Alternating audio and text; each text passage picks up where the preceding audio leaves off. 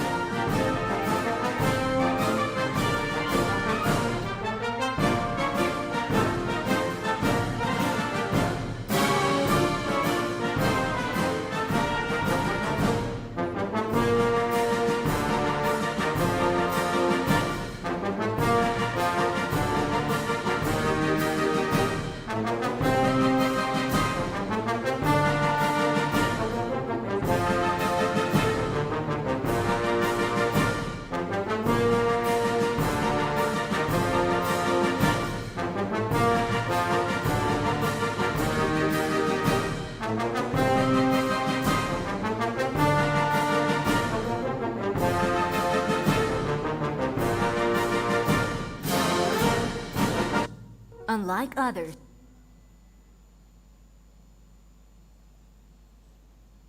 Colgate Total Superior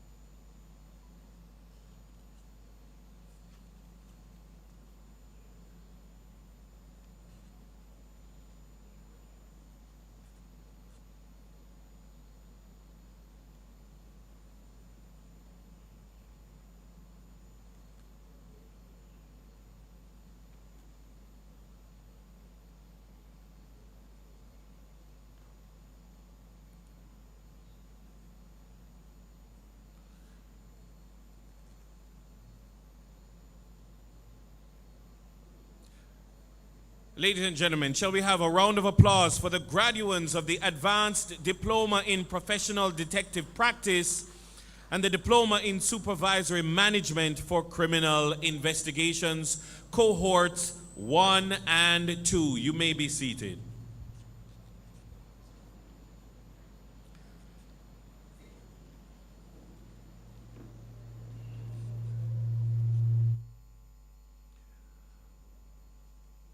A very good morning to everyone here today. Good morning, Dr. Kevin Blake, our Commissioner of Police, Chief Justice, the Honorable Brian Sykes, DCP Richard Stewart, ACP Merrick Watson, and all other senior officers present. Thank you very much, all members of the Jamaica Constabulary Force, our families, our friends, our specially invited guests, and indeed, the graduates today. It is indeed a great day to be a member of the Jamaica Constabulary Force. Put your hands together for this noble organization.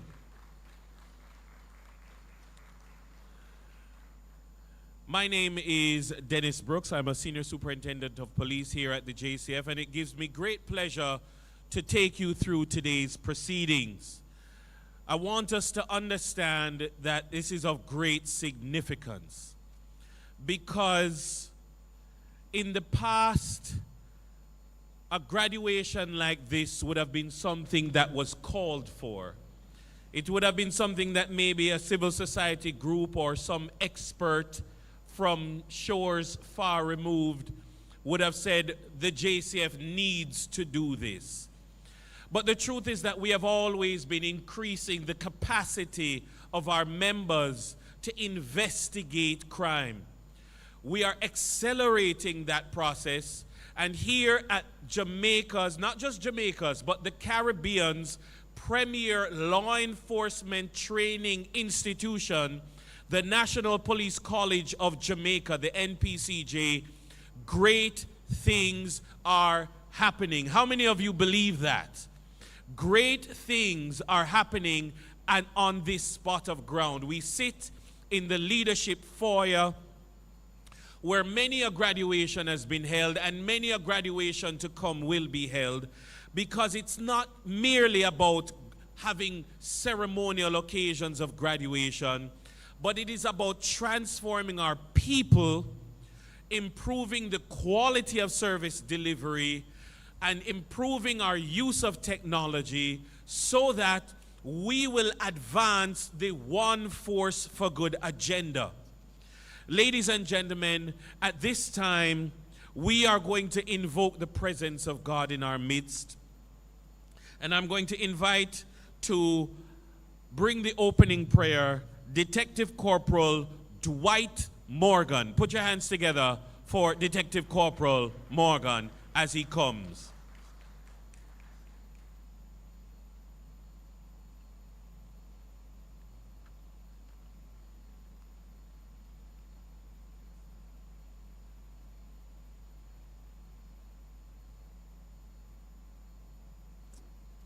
Let us bow our heads reverently as I offer a word of prayer.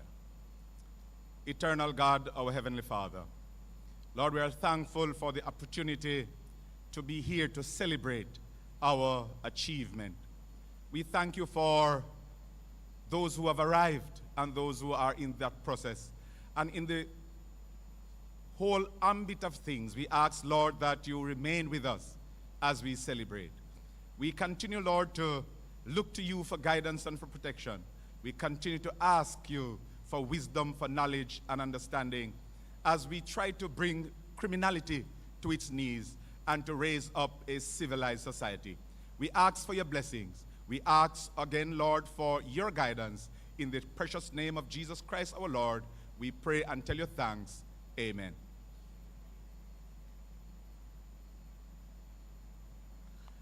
Amen. Well, as I said, many great things are happening at this wonderful institution. We are fast becoming the place of choice for law enforcement agencies across the region to send their best and brightest. And so when you arrive on this campus to do an advanced diploma, when you arrive on this campus to do a diploma in supervisory management, it is the product of a great many people who are coalescing under strong leadership. Ladies and gentlemen, put your hands together for the head of training, ACP Merrick Watson, who is the head of the NPCJ, who will bring the official welcome on behalf of his team.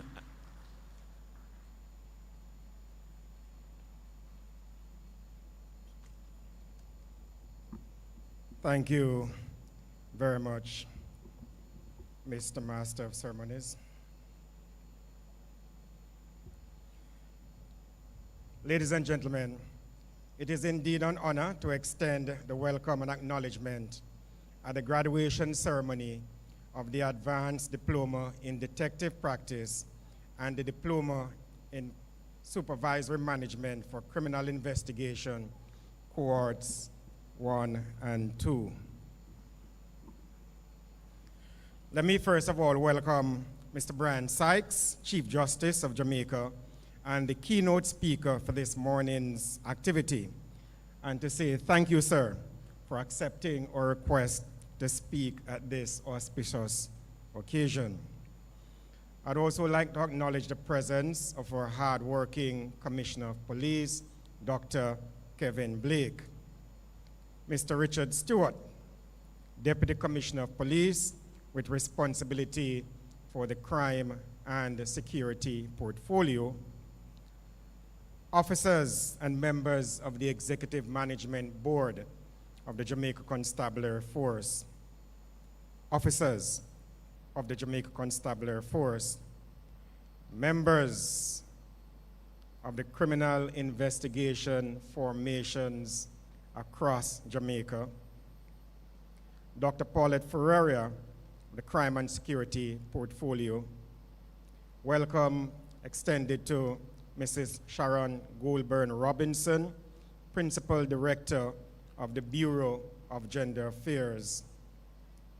Mrs. Kimberly Seymour Brown from the Pan American Development Fund, rank and file members of the Jamaica Constabulary Force, special recognition to the hard-working staff of the National Police College of Jamaica.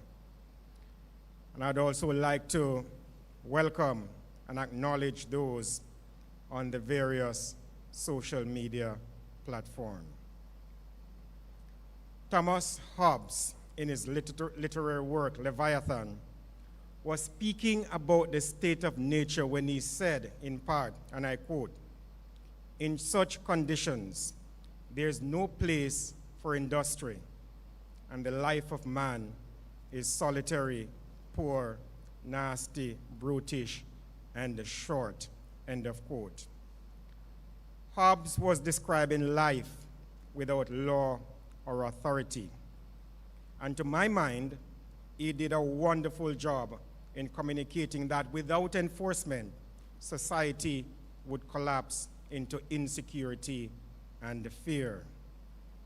Policing is one of the key institutions that prevents this collapse by maintaining order and safety. Ladies and gentlemen, I present to you the newest group of people whose duty is to ensure that our society continues to be a place where the rule of law is maintained and our people can work, raise families, and do business. Course facilitators, specially invited guests, family members, well-wishers, and most importantly, the members of the graduating classes. A heartfelt welcome to you all, and I trust that you will enjoy the morning's proceedings. Thank you.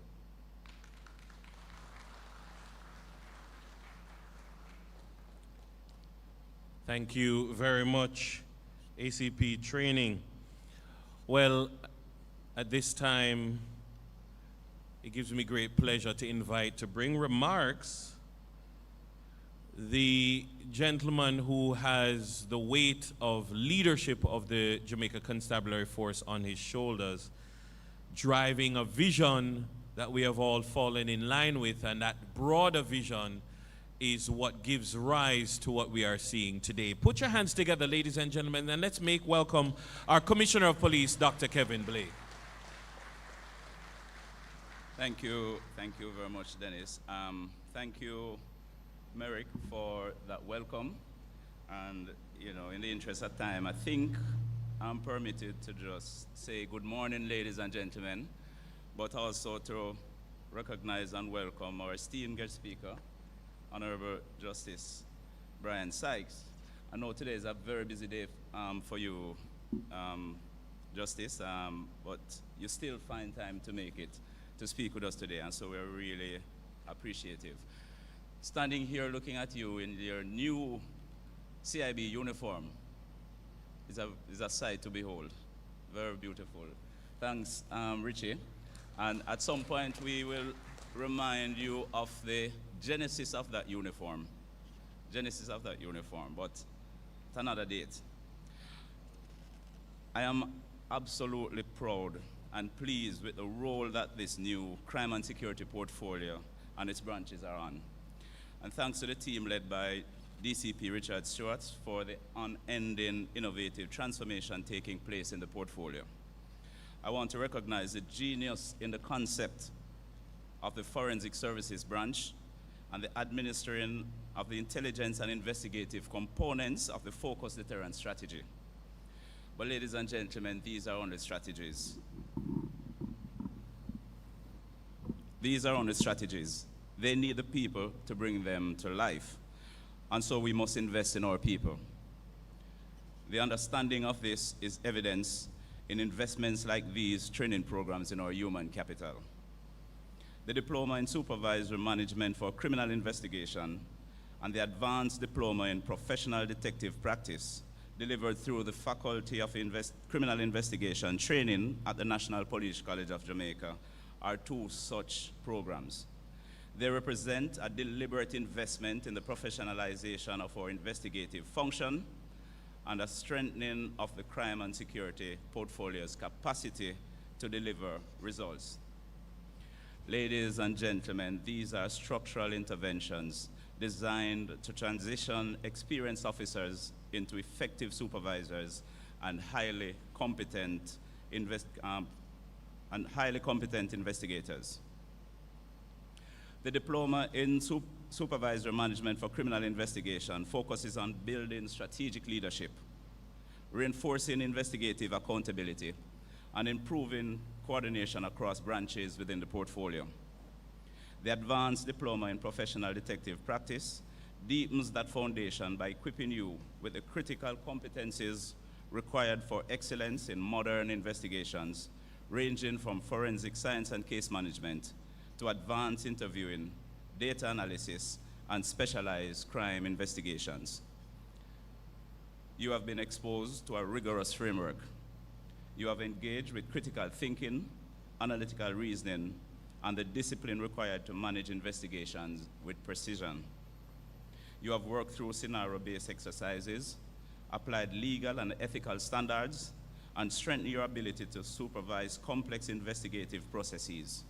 You have also been trained to utilize emerging technologies and systems that now form part of the operational architecture of the modern JCF.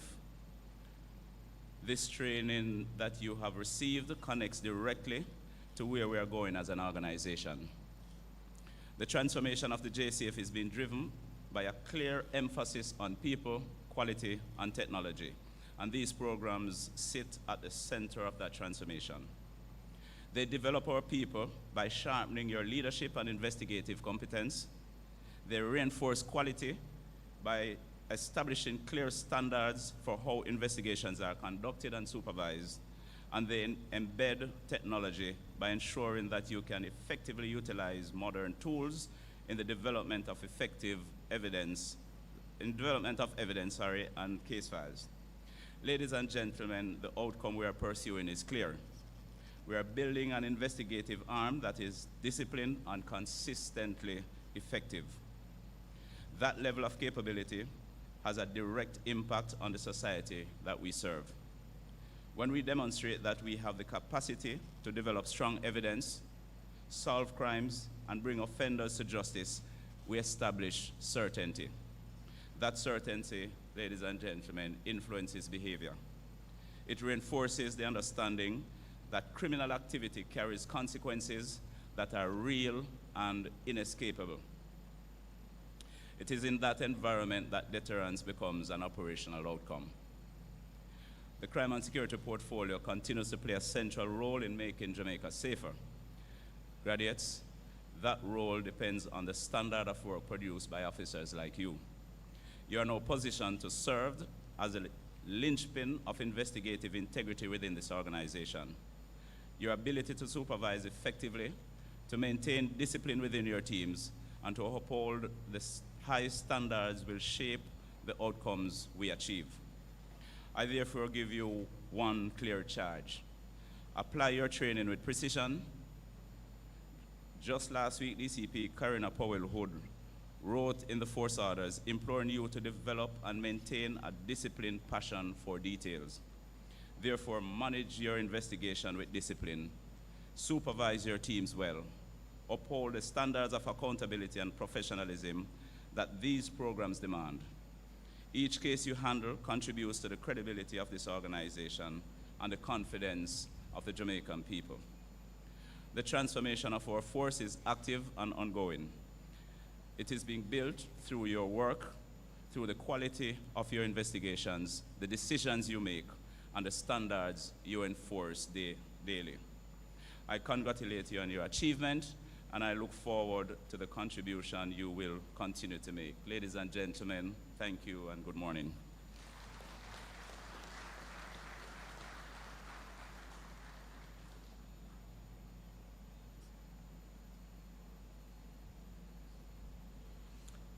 Thank you very much, Commissioner. Put your hands together one more time for our Commissioner.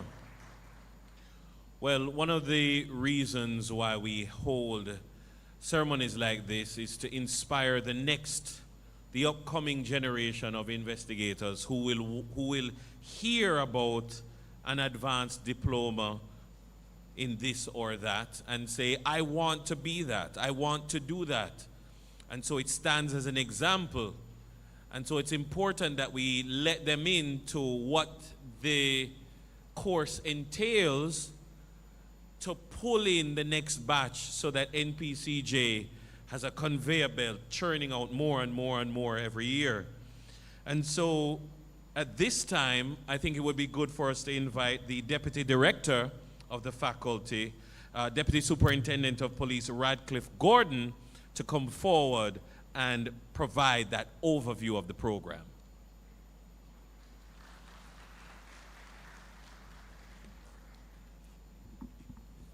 Grateful Master of Ceremonies. Good morning, ladies and gentlemen, graduates. The protocol already been established is hereby adopted. It is my esteemed honor this morning to take you through and give you a synopsis of the 3 courses that have been provided by the Faculty of Criminal Investigation Training. We'll start with the Advanced Diploma in Criminal Investigation, in Professional Detective Training. The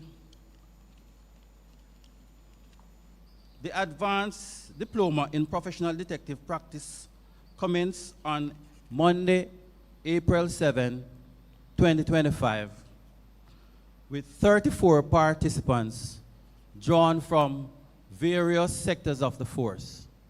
The focus was on the investigative arm, because as you'll imagine, this was a detective training. So members were drawn from the divisional CIB and from formations that conduct major investigations such as MID, CISOCA, and the Narcotics Division. The participants were taken through, as the Commissioner has indicated, the focus was on critical thinking, investigative training, crime scene management, evidence handling, courtroom practices, and they were taken through specialized investigations such as homicide investigation, sexual offenses investigation, cyber crimes and financial crimes investigation, and they were given, there was a component for tactical and operational management, and they, of course, there was a professional and legal ethics component and a very deep dive into communication and skills. Therefore, the program, which spanned 3 semesters, had as its core modules Foundations in Criminal Investigation, Law and Ethics, Language and Communication, Data and Technology, Major Crimes Investigation, and Professional Practice. Now, this was a major component of the training, wherein the participants were sent out to the division and attached to mentors for a period. And they were rotated through, they went through MID, Major Investigation Divisions. They went to Firearms and Narcotics Investigation Divisions, Specialized Investigation Branch, the Forensic Services Branch, and the Center for the Investigation of Sexual Offenses and Child Abuse. They were rotated on an ongoing 2 weeks basis. And at each stage, there was a mentor that they were attached to at these departments who had to report on their performance.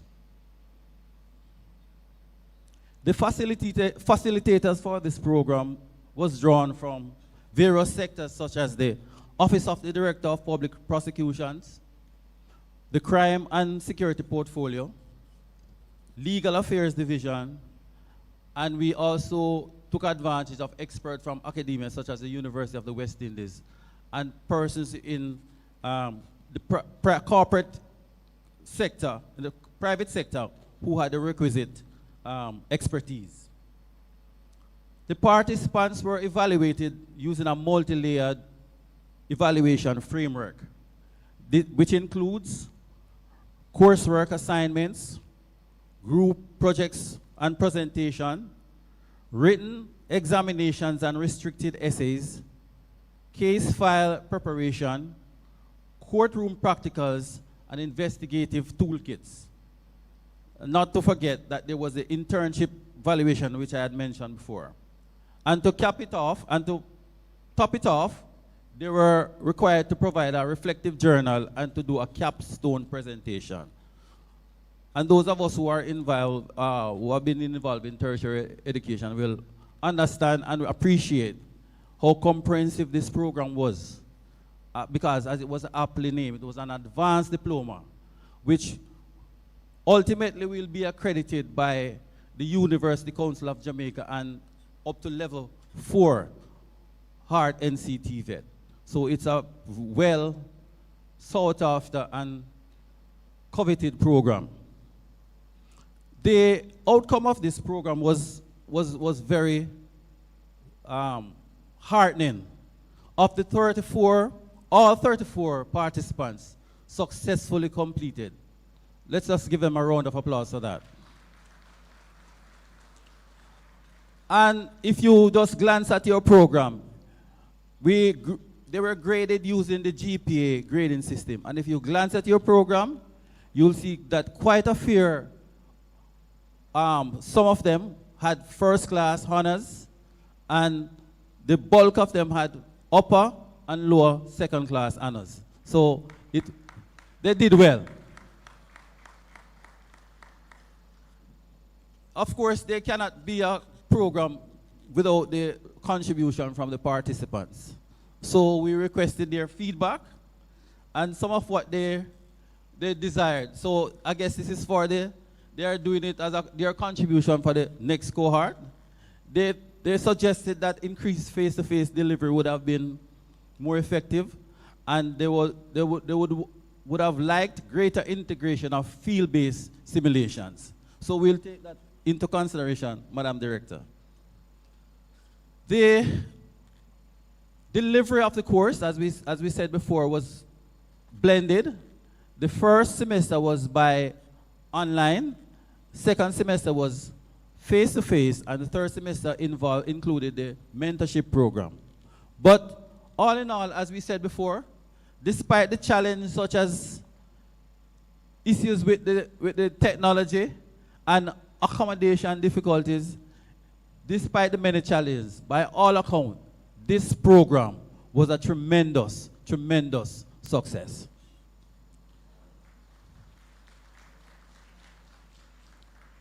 But not to be outdone, there was a second group that in fact, two groups that we had in training, and they are of no lesser quality.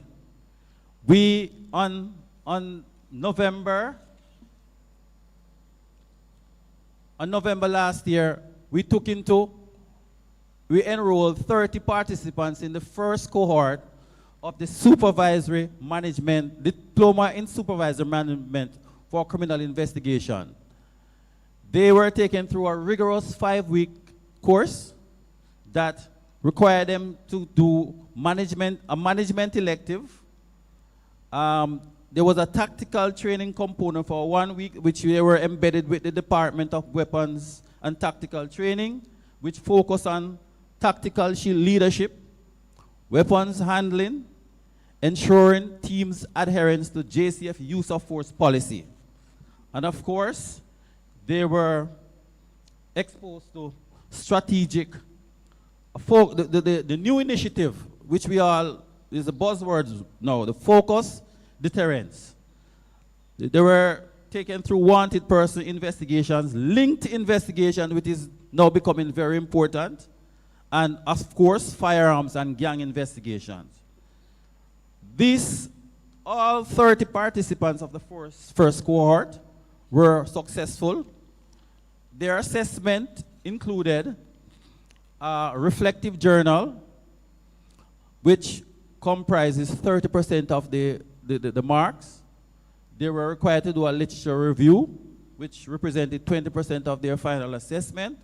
There was a final presentation, a practical component, and the elective, as I mentioned before. All 30 participants were successful. So similarly, another set was enrolled on February 9th, 2026, and they were taken through their 5 weeks, which concluded on March 13, 2026. They were taken through all the same courses. Their assessment was similar, and they too were very successful. The feedback we get is identical, is that a lot of people would like more simulated competence-based assessment. But at the end of it, the feedback we are getting from the participants and their supervisors is that it was all 3 courses had a very successful outcome. Thank you.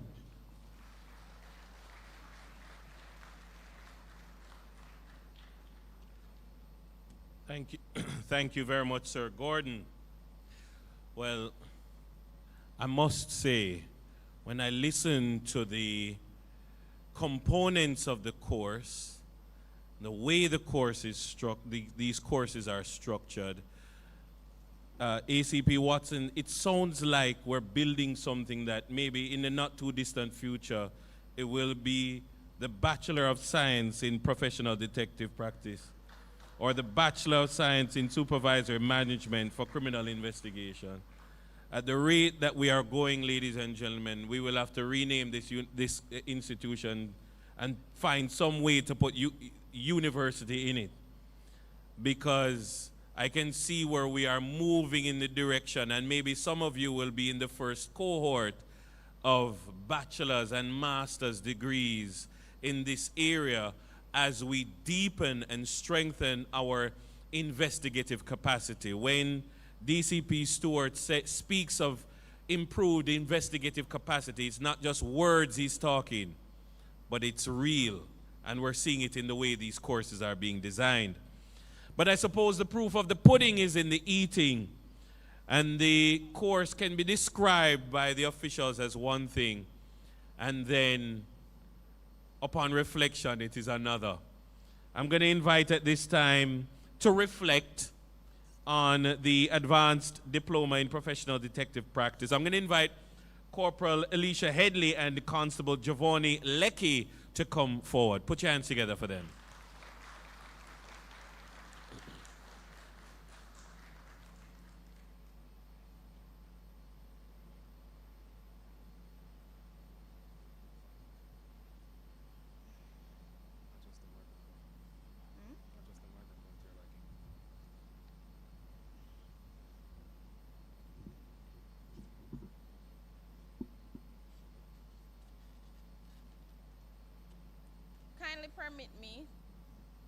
Kindly permit me to adopt the protocol that has already been established.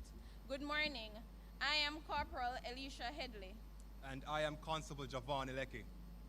On April 7, 2025, 34 participants embarked on a journey that proved to be both demanding and truly transformative.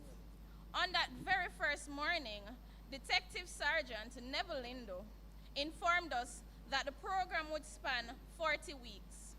For many, that announcement prompted quiet reflection, as some had anticipated a significantly shorter duration, perhaps 8 weeks.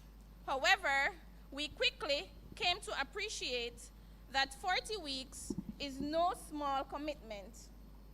In many respects, it mirrors the length of a full-term pregnancy.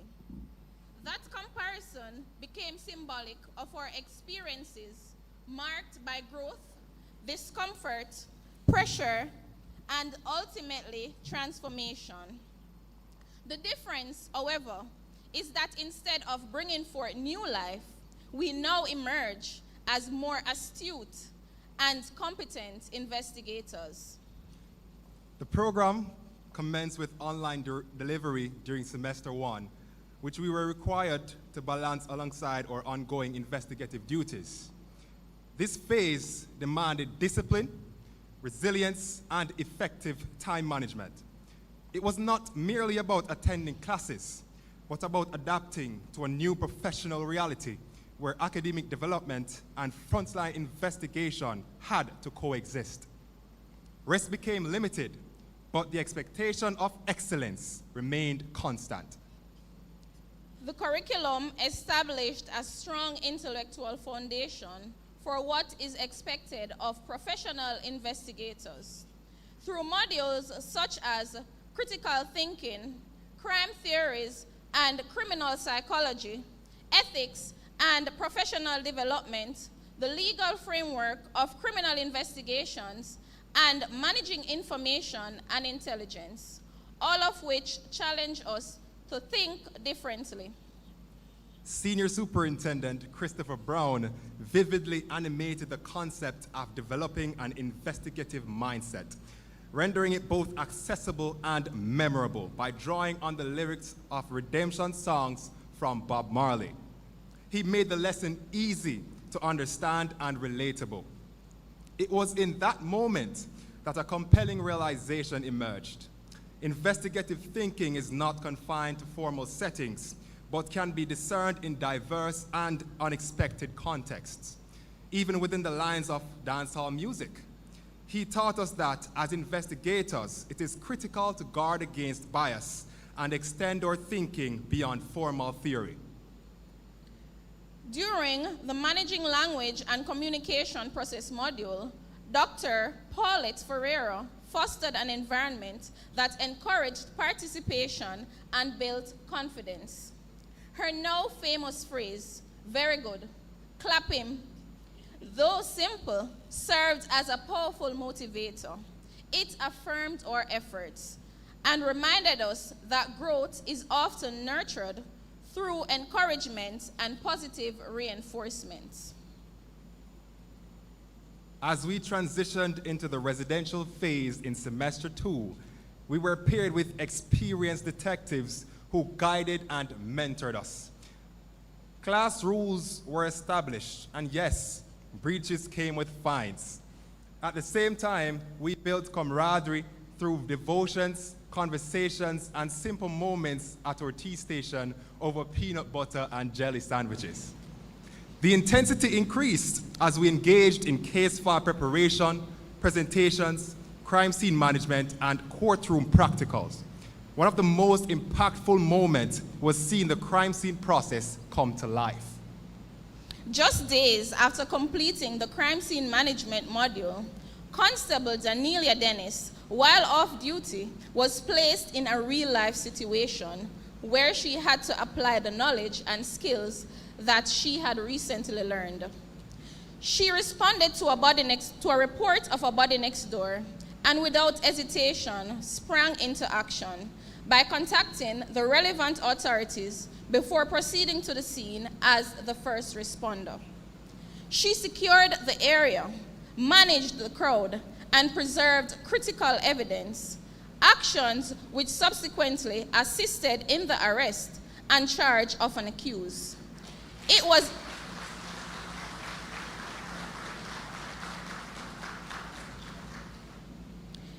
a clear reminder of the value of the training, and that while we may learn the theory in the classroom, real-life situations do not wait.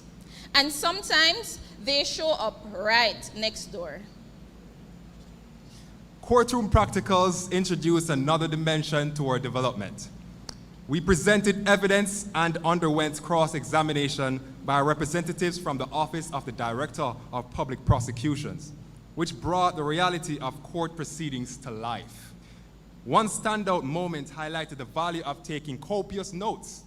During cross-examination, Constable Denton English indicated that his evidence was recorded in his notebook, which was then requested and examined. To everyone's surprise, his notes were detailed and precise, capturing his investigation down to the smallest detail, even in a classroom setting. This reinforced the importance of proper notebook etiquette, attention to detail, and clear, confident communication. It also reminded us, as a member of the DPP's office advised, don't be dry. Because presenting a case is not just about accuracy, but also effective delivery. The internship phase provided invaluable exposure to the realities of investigative policing across key specialized units within the crime and security portfolio, including the Center for Investigation of Sexual Offenses and Child Abuse, CISOCA, the Specialized Investigation Branch, SIB, the Major Investigations Division, MID, the Firearms and Narcotics Investigation Division, FNID, and the Forensic Services Branch, FSB. This phase was one of the most rewarding, as we were guided by experienced investigators who provided practical insights and constructive feedback, bridging the gap between theory and real-world practice.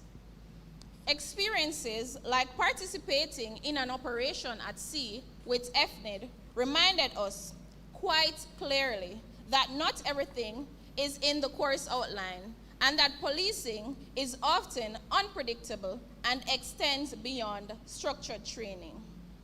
There were also sobering moments that deepened our understanding of the profession.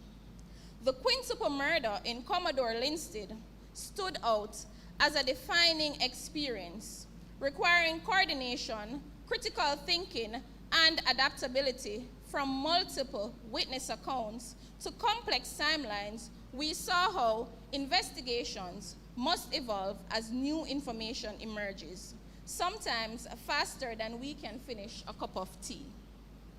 Case conferences and reviews highlighted the value of collaboration, as well as the critical role of forensic evidence and technology in solving cases. Crime scene revisits remind us that every detail matters. We even stood in awe as a crime scene officer collected DNA from the mouth of a dog that had bitten a suspect. Safe to say, nothing and no one is overlooked. From biological evidence to ballistics, it became clear that proper preservation and strong teamwork are essential. Overall, one key lesson stood out. Our role is not to prove a theory, but to uncover the truth, patiently, objectively, and without bias. As we approached the final phase, there was a mix of anticipation and reflection. The exams tested our knowledge, but also proved that at least most of it stayed with us. Through perseverance, commitment, all 34 participants successfully completed the program. Today, 1 year later, we stand not just as graduates, but as transformed investigators.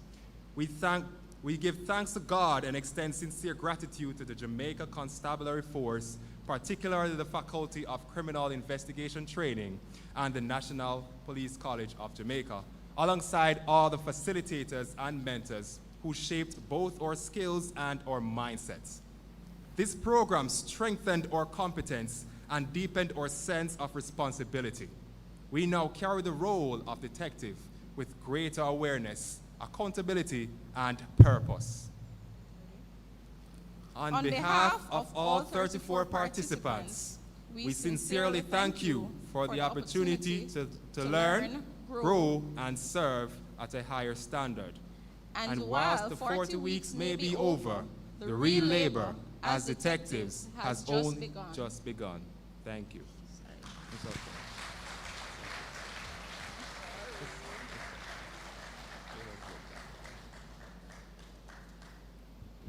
Put your hands together for them one more time, please.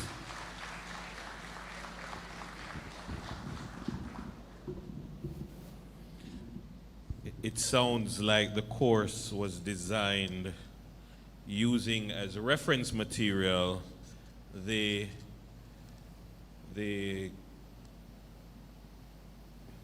adjudication of the Chief Justice, some of the cases that he may have ruled in the past, and taking his criticisms and his advice into consideration, that we are seeing, I hope,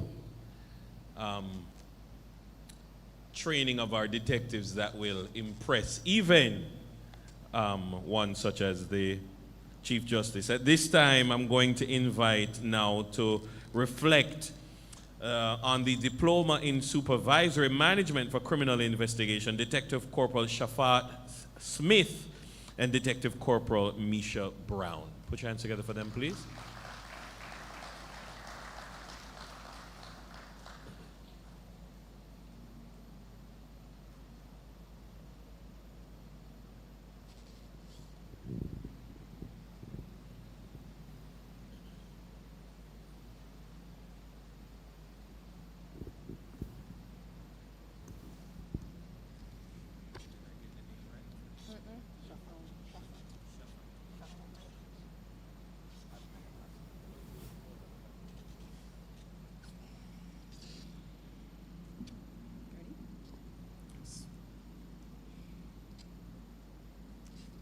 Good morning, Mr. Chair, guest speaker, distinguished lecturer, senior officers, fellow colleagues, and those joining virtually.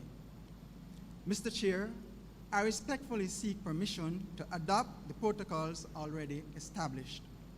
I am Detective Corporal Shafat Smith, and with me is Detective Corporal Maisha Brown. Together, we will be presenting our course reflection on supervisory management in criminal investigation. Course foundation. The 5-week supervisory management course commenced on February 9, 2026, under the high-level guidance of DCP Richard Stewart and SSP Dwight Daly. The curriculum was specifically designed to move criminal investigators within the Jamaica Constabulary Force towards a more technology-driven, intelligence-led, and accountable future. The academic standard. From the outset, Dr. Cornell Brown and Dr. Paulette Ferreira set a rigorous pace. We were challenged to manage critical thinking, moving beyond routine task completion to becoming strategic, problem-solving professionals. We navigated the roller coaster of organizational change with Dr. Shalane Fraser, ensuring our investigative units are aligned with the 7 strategic priorities of the JCF and the targets of wanted person, focused deterrence, firearm trafficking, gangs, and linked investigations, as outlined by the Crime and Security Portfolio. The Cohort Technical Mastery. The Cohort gained advanced proficiency in case management and compliance, ensuring rigorous standard for station diaries and personal record files, Inspector Michael Aaron.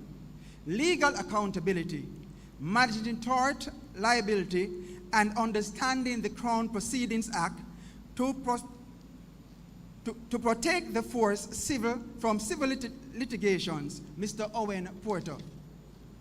Tactical operations, building entry, room clearing, and night shooting exercise conducted by the Department of Weapons and Tactical Training. Digital transformation, leveraging Sentinel, Sardanim, and the electronic case management system to modernize our investigative capacity. Reflection on resilience and camaraderie, magnet to steel. Our cohort of 31 members developed a bond that transcended professional networking. We became a family in blue, defined by mutual care, resilience, and shared laughter. Resilience in action. 2 of our colleagues, Detective Corporal Donald Moses and Detective Corporal Courtney Beckford, became symbols of zeal and craving for knowledge to which we all aspired.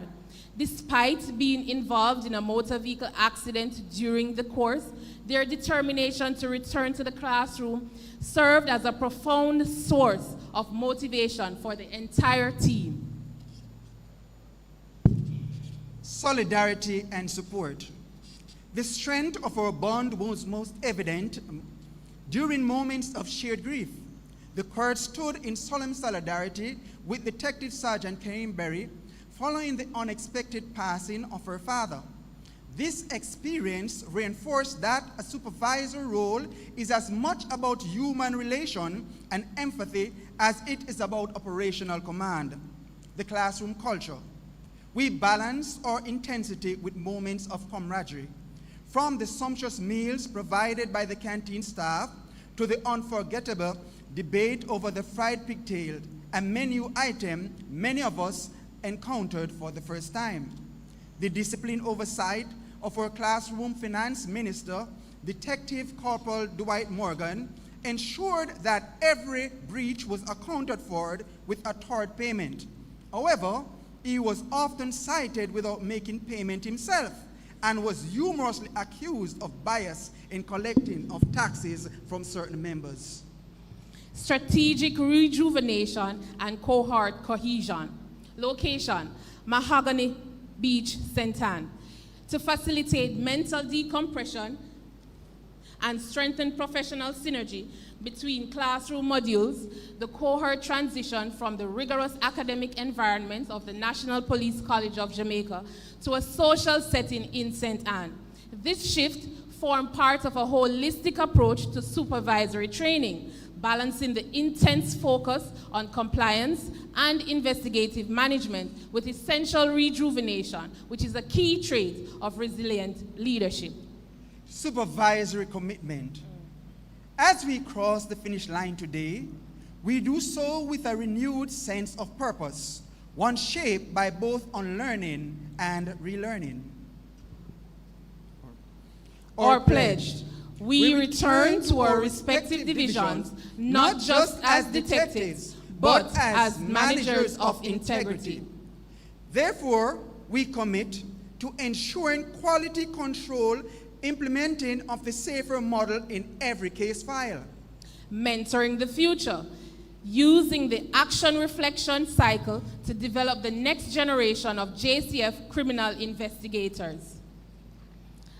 And lastly, upholding standards, maintaining the high bar set during this course to ensure the JCF remains a force for good. Thank you.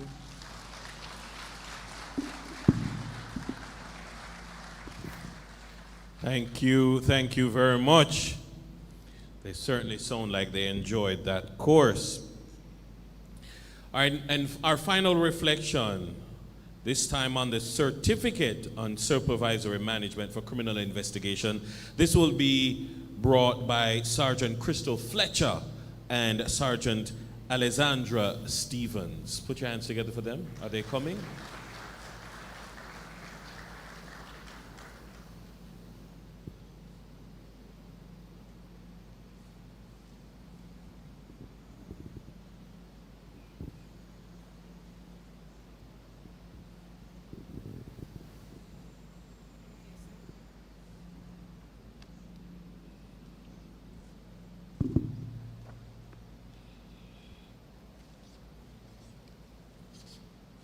Good morning. Kindly allow me to adopt the protocol that has already been established. I am Sergeant Alessandra Stevens. And I am Sergeant Crystal Fletcher, and we will be doing the course reflection for the Supervisory Management Level 3 Detective Cohort 1 of 2025.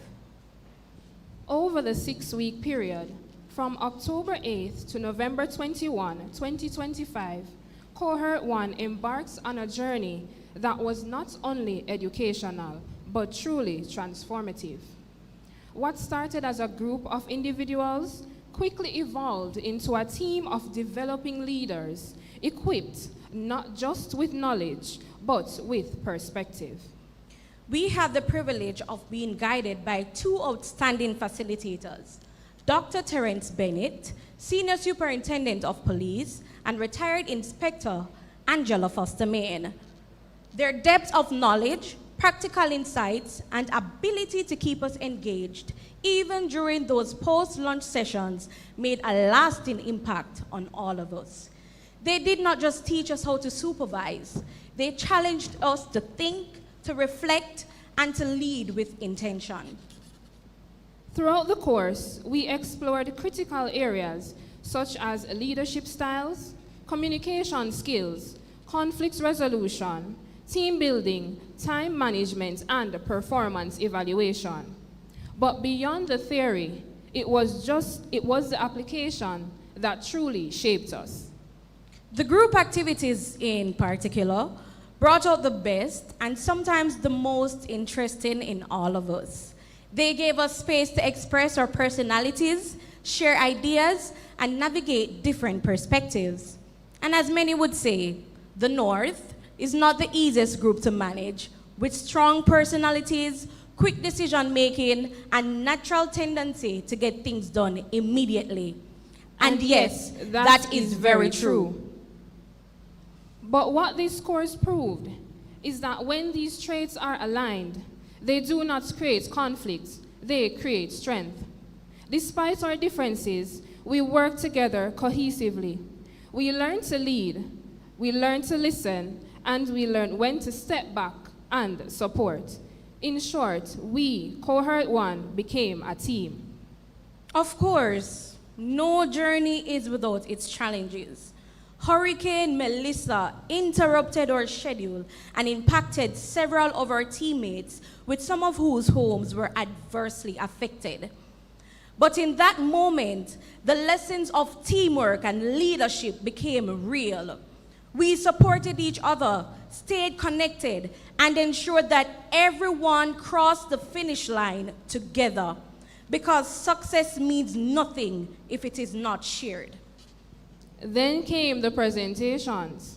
Arguably, the moments where confidence was tested the most. For some of us, it meant battling nerves, over-preparing, or realizing at the last minute that winging it was not the strategy. But by the end, we stood with confidence, delivered with purpose, and demonstrated just how much we have grown. In closing, this course was more than a training program. It was a defining experience. It strengthened our skills, challenged our thinking, and reminded us of the importance of unity, resilience, and leadership. Cohort 1 did not simply pass through this course. We evolved within it. We leave here stronger, wiser, and prepared to lead with intention. And if this journey has taught us anything, it is that pressure does not break us, it builds us. Thank you.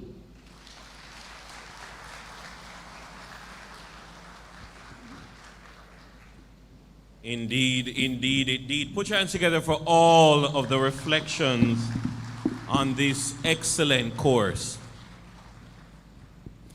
Well, I think it would be good for us to punctuate the program with a little bit of the talent of the Jamaica Constabulary Force.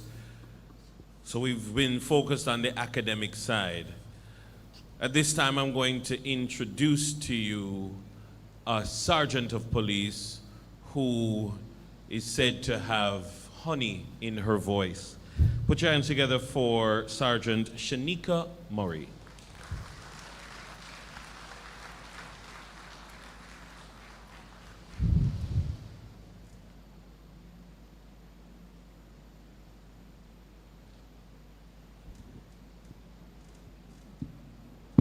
Commissioner of Police, Dr. Kevin Blake, guest speaker, members on the platform, graduates, invited guests, good morning.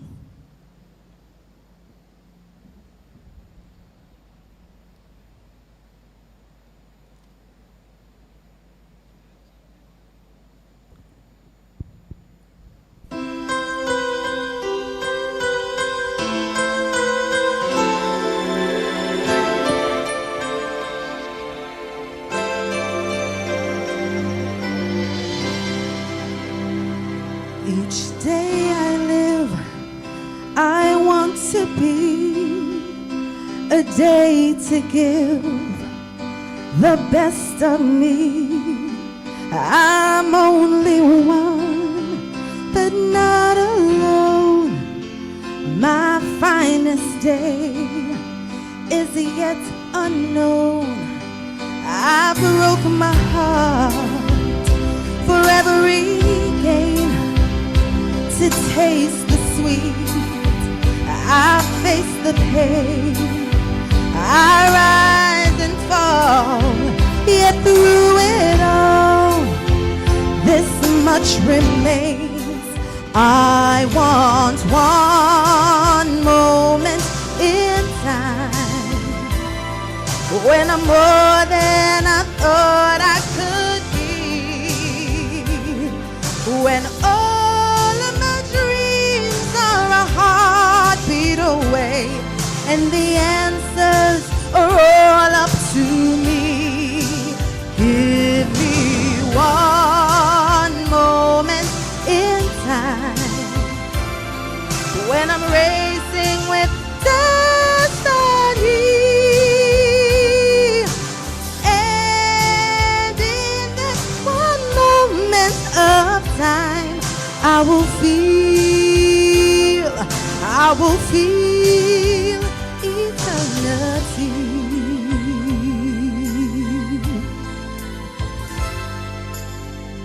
I live to be the very best. I want it all, no time for less. I've laid the plans, now lay the chance here in my hands. Give me one moment in time when I'm more than I thought I could be, when all of my dreams are a heartbeat away. Yes, the answers, they're all up to me. Give me one moment in time when I'm racing with destiny, and in that one moment of time I will feel eternity. Oh, you're a winner for a lifetime if you seize that one moment in time. Make it shine. Give me one moment in time when I'm more than I thought I could be, when all of my dreams are a heartbeat away. Yes, the answers are all up to me. Give me one moment in time when I'm racing with destiny, and in that one moment of time I will be free. I will be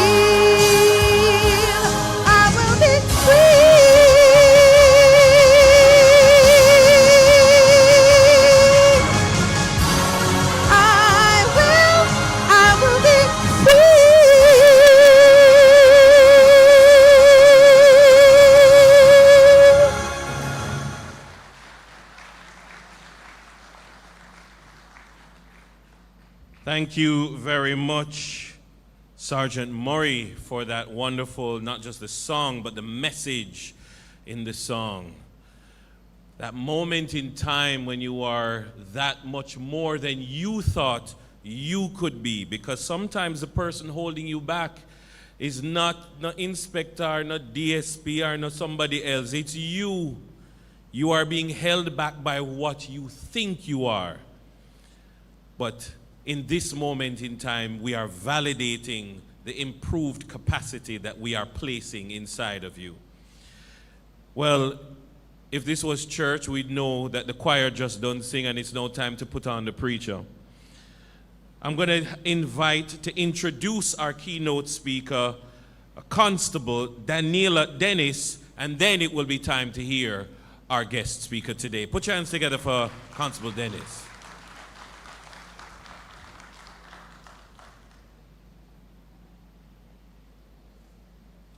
Kindly allow me to adopt the protocol that has already been established. Good morning, everyone. It is indeed a privilege and an honor to introduce our distinguished keynote speaker, a man whose life's work has been defined by an unwavering commitment to justice and national development. Our speaker is an outstanding Jamaican jurist and public servant who has devoted nearly 4 decades of dedicated service to the nation's justice system. His journey began at the University of the West Indies, where he earned his Bachelor of Laws degree in 1984, followed by his Certificate of Legal Education in 1986. From there, he expanded his academic pursuits internationally at the University of Wales, College of Cardiff, obtaining a Master of Laws degree with a focus on intellectual property, international trade, maritime law, and credit and security. He entered the legal profession in 1986, serving in the then resident magistrates' courts as both prosecutor and clerk of courts, experiences that laid a strong foundation for what would become an exceptional career. Over the years, he has distinguished himself not only in legal practice, but also in academia, contributing to respected publications such as the West Indian Law Journal and the Journal of Money Laundering Control, along with other notable legal texts. In 2018, he was appointed to one of the highest offices in the nation, becoming the 8th Chief Justice of Independent Jamaica. In this role, he continues to uphold the rule of law with integrity, vision, and steadfast dedication. Beyond his work in the courtroom, he is a devoted husband and father, a man who balances national responsibility with a deep commitment to family life. A leader whose influence has helped to shape the administration of justice in Jamaica and whose examples continues to inspire generations. Today, we are truly honored to be in his presence. Ladies and gentlemen, please join me in warmly welcoming the Honorable Mr. Justice Brian Patrick St. George's Sykes, Chief Justice of Jamaica, OJCD.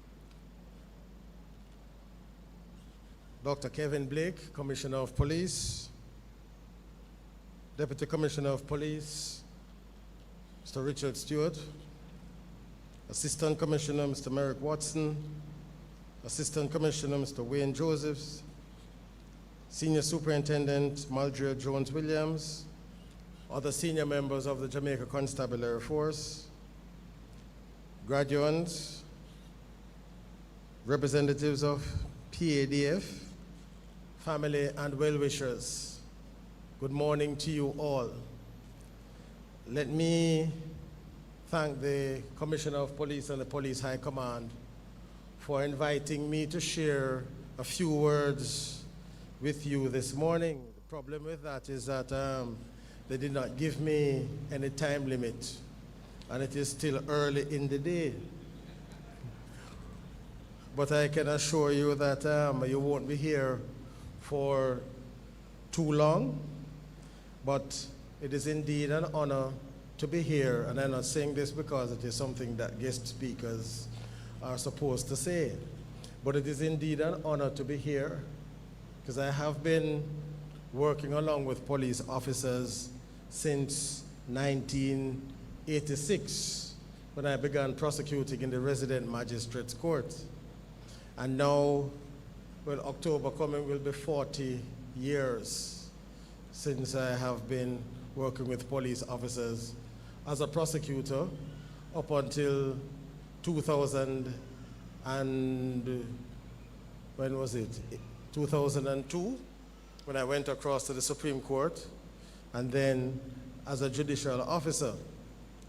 And what you are seeing here today, particularly for the younger members of the force, is that you're actually seeing a transformed and transforming institution. It's a far different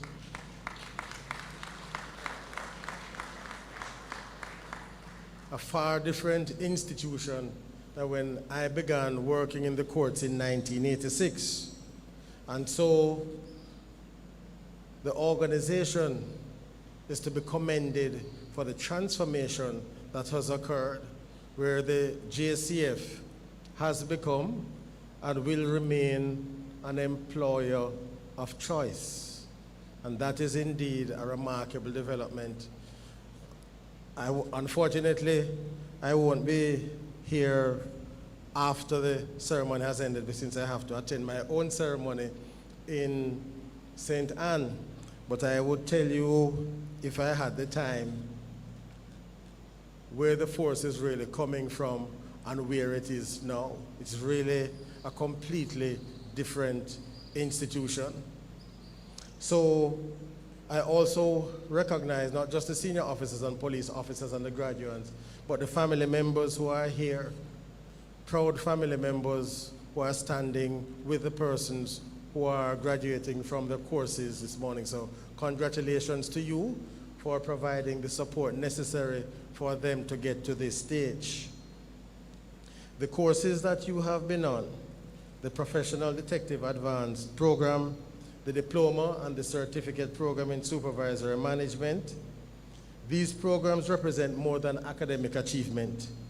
They signal a decisive step in the professional evolution of policing in Jamaica.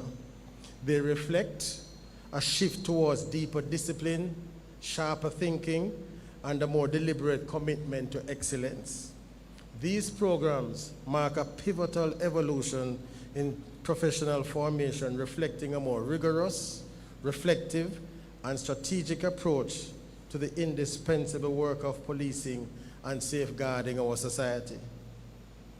We are at a time in history when our society is asking hard questions about crime and justice, and about the capacity of the state to respond not only to existing threats, but those that are to come.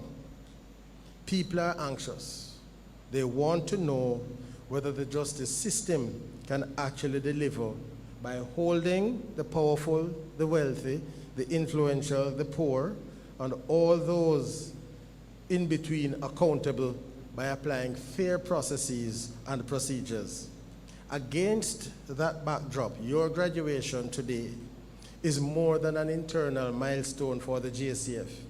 It is a public statement that the institutions of law and order are investing in quality training, in professionalism, and in leadership. Now, here's a fundamental truth. The justice system does not begin in the courtroom.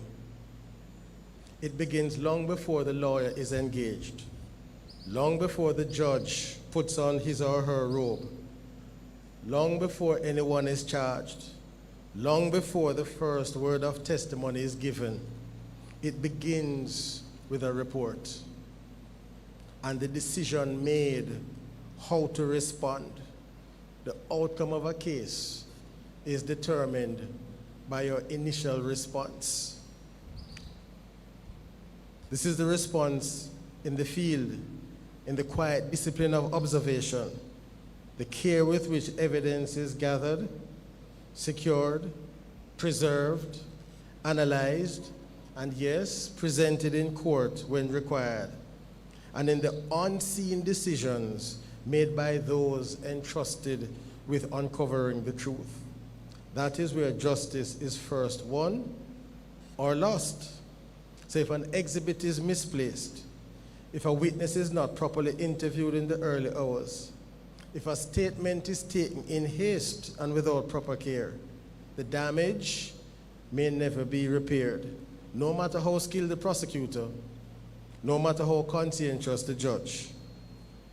Those small decisions made away from the bench, away from the courtroom, echo loudly when the case finally comes to court. So today then is not just ceremonial, it is constitutional in its significance. Through you, the state, the government and people of Jamaica renew its capacity to pursue truth lawfully, to exercise power responsibly, and to administer justice credibly. You are being entrusted with one of the most critical functions in any democratic society, the faithful construction of a past historical event in order to determine whether a crime has been committed and by whom, because that is ultimately what a trial is. A trial is actually presenting to the decider of fact, whether it's a jury and judge or a judge alone, a past event, and that presentation hopefully will demonstrate where the truth lies. And if the person charged is guilty, then the consequence ought to follow. We gather therefore not only to celebrate your achievement, but to recognize your induction into one of the most critical functions of any democratic society, the prevention, detection, and investigation of crime in accordance with constitutionally sound principles. The courses are instruments of institutional integrity. They were carefully designed to shape not only what you know, but how you think, how you decide, and ultimately how you act under pressure. And so this requires a particular mindset. Let's call it the growth mindset. And it's not original to me. It is the work done by Professor Carol Dweck in her book actually called Mindset. She's actually an educator.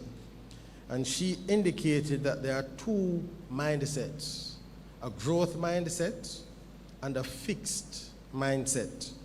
She explained that a growth mindset is the belief that abilities and intelligence can be developed through effort, learning, good strategies, and help from others, while a fixed mindset assumes that those qualities are largely inborn and unchangeable. So the courses that you have been on, beginning last year, one ending this year, two ending last year, they are designed to cultivate in you a growth mindset. They are designed to cultivate investigative, analytical, and leadership skills that you will keep strengthening through practice, training, reading, learning, and feedback. In other words, it never stops. No institution can tell you all that you need to know for the time that you are there. You have to accept responsibility for your ongoing development. And that means investing in courses that may not necessarily be done here. Buying books, yes, out of your own pockets. That is what being a professional is all about. A fixed mindset would lead detectives and supervisors to treat the qualifications as proof that they have arrived, becoming defensive when cases are reviewed or errors exposed, and resisting new methods or technologies. If you embrace a growth mindset, then you can become the model of a new investigative culture where difficult cases, debriefs, complaints, and even failures are examined for learning. What can I learn from the circumstances? So that professional excellence in criminal investigation, supervisory management becomes a continuous, lifelong pursuit. So you have the training, you have the mindset, what next? Because the commissioner indicated that you have to turn all of this now into, my words no, not his, measurable, observable outcome. This is the input. So the input is just that.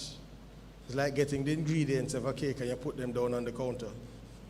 They do nothing until and unless somebody puts them together to produce the baked product. And then at the end of the day, it is those who are tasting the baked product who will determine whether you have a future career in baking or any other similar skill.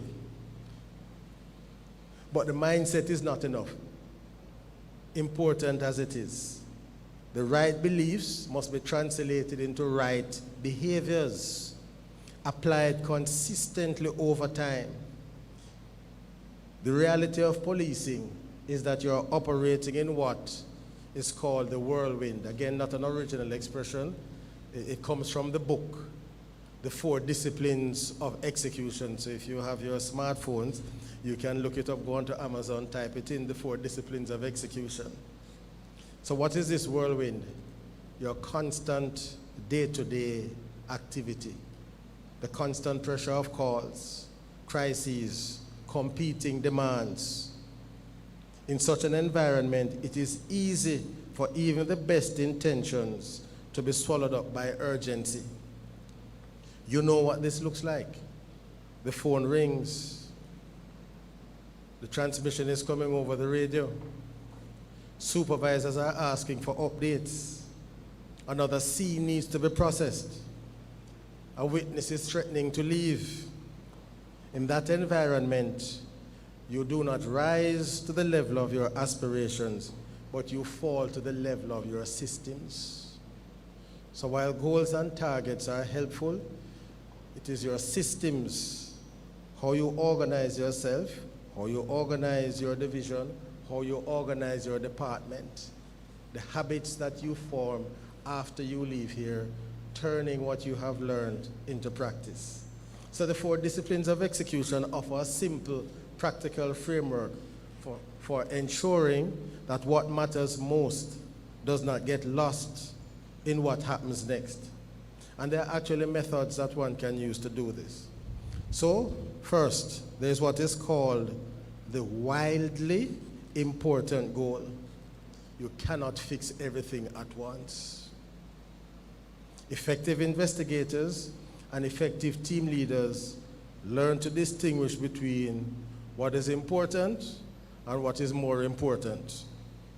A wildly important goal is a single, clearly defined outcome that, if achieved, would make a decisive difference. It is stated with precision. For example, from X to Y by a specified date. So for those of you who are in supervisory management, you may wish to change some of your practices. So the question is there any conduct, any behavior that, if implemented, will make the most significant difference at that moment in time?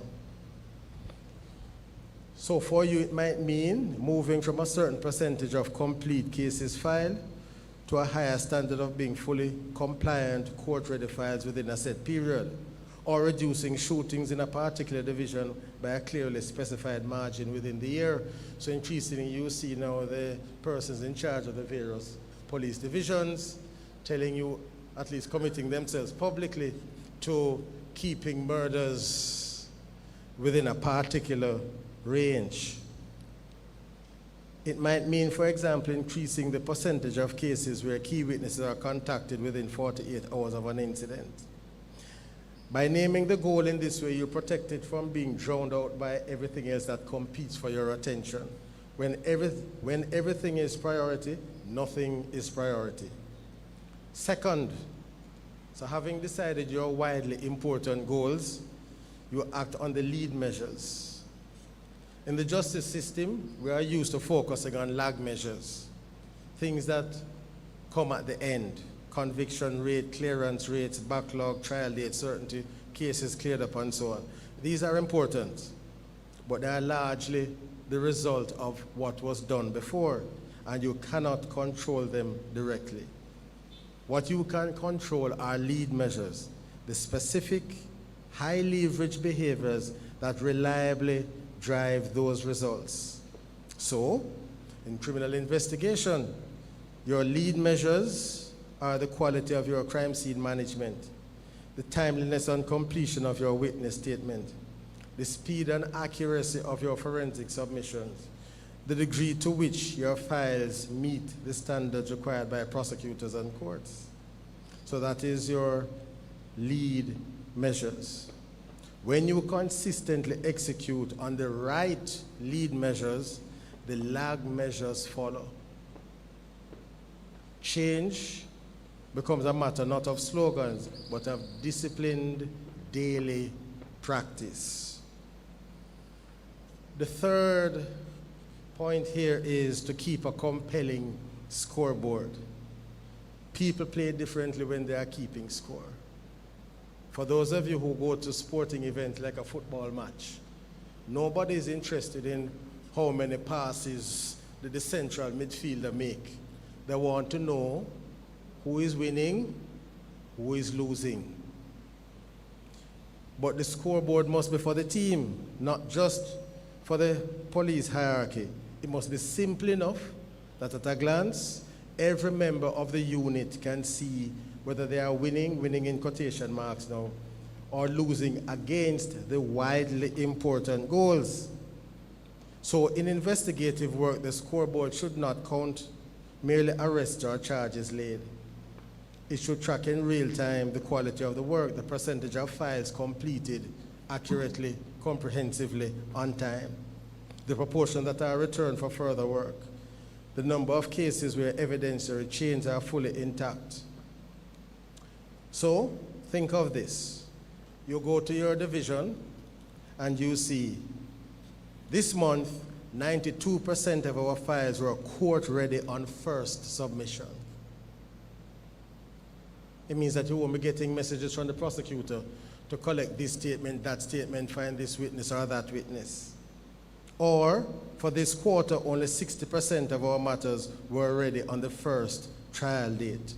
No one needs a long report to understand what that means. It is visible, immediate, sometimes uncomfortable, but it is also empowering because it tells us where you need to focus.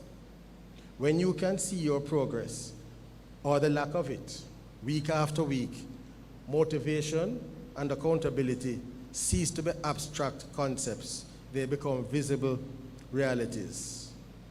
Fourth, create a cadence of accountability, and the police do this very well. I must say, not by way of criticism, but by way of observation, I don't know of any other institution that has more meetings than the police.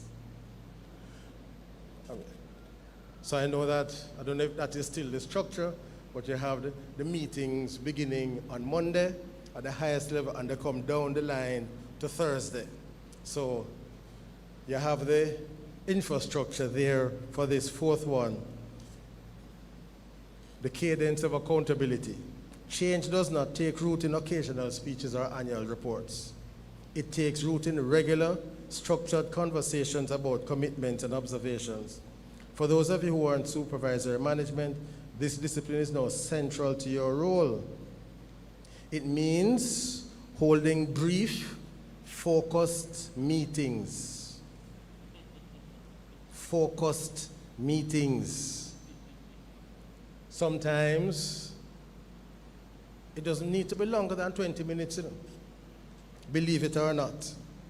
And in those meetings, each person answers 3 questions. This is what you will find in the book. You don't have to make it up. The agenda never changes. What did I commit to doing to advance our widely important goals? Did I do it? And what happened? What specific action will I commit to for the coming week? That's it. Simple, straightforward. So don't need no help for long talking. As you might have gathered, I'm not a fan of long meetings. In short, the scoreboard is updated weekly, obstacles are confronted, and adjustments made. No one is shamed, but no one is allowed to drift. And over time, this rhythm transforms culture. Because when you get this training here, it's not just about learning, it's about changing behavior. And changing behavior, the behavioral scientists will tell us, is very, very difficult. Anybody who doubts that, speak to the persons who are trying to lose weight. And it will convince you that that is so. So these 4 disciplines matter because they protect change from being a moment and turning it into a habit.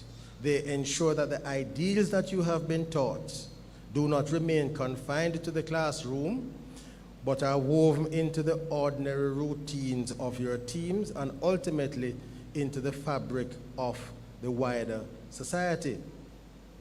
So there's a national context to your job. Your achievement must be understood within the broader performance of our justice system. So you hear about the performance of the parish courts, clearance rate over 100%, which means that for every 100 cases filed, more cases are being disposed of. That's why they are backlog free. But that does not mean that the work is finished. It means that the bar has been raised. So why am I telling you all of this? It is because the work that you do is ultimately linked and connected to the work in the courts. And so now it brings me back to one of my pet peeves. So it's good to have the commissioner and the deputy commissioners here because, and the other senior officers here. So when I go out on circuit, the superintendent for the parish, I don't see them. So I might be in the parish for 4 weeks. I don't see them at all. So it's puzzling to me. Why is it puzzling to me? Because if you are in the business of crime prevention and crime control and arresting people and so on, in a democratic society, when you arrest persons, you only have 2 options. You either release or charge and they go to trial. So the criminal court is where all of this training is put to the test. That is your laboratory, at least not the only one, but one of them. So then, I've always been curious as to why the senior officers don't come to court to see and to observe what is happening, because reports on a paper cannot give you the full picture. It really can't. So an officer may do excellent work and the person is acquitted.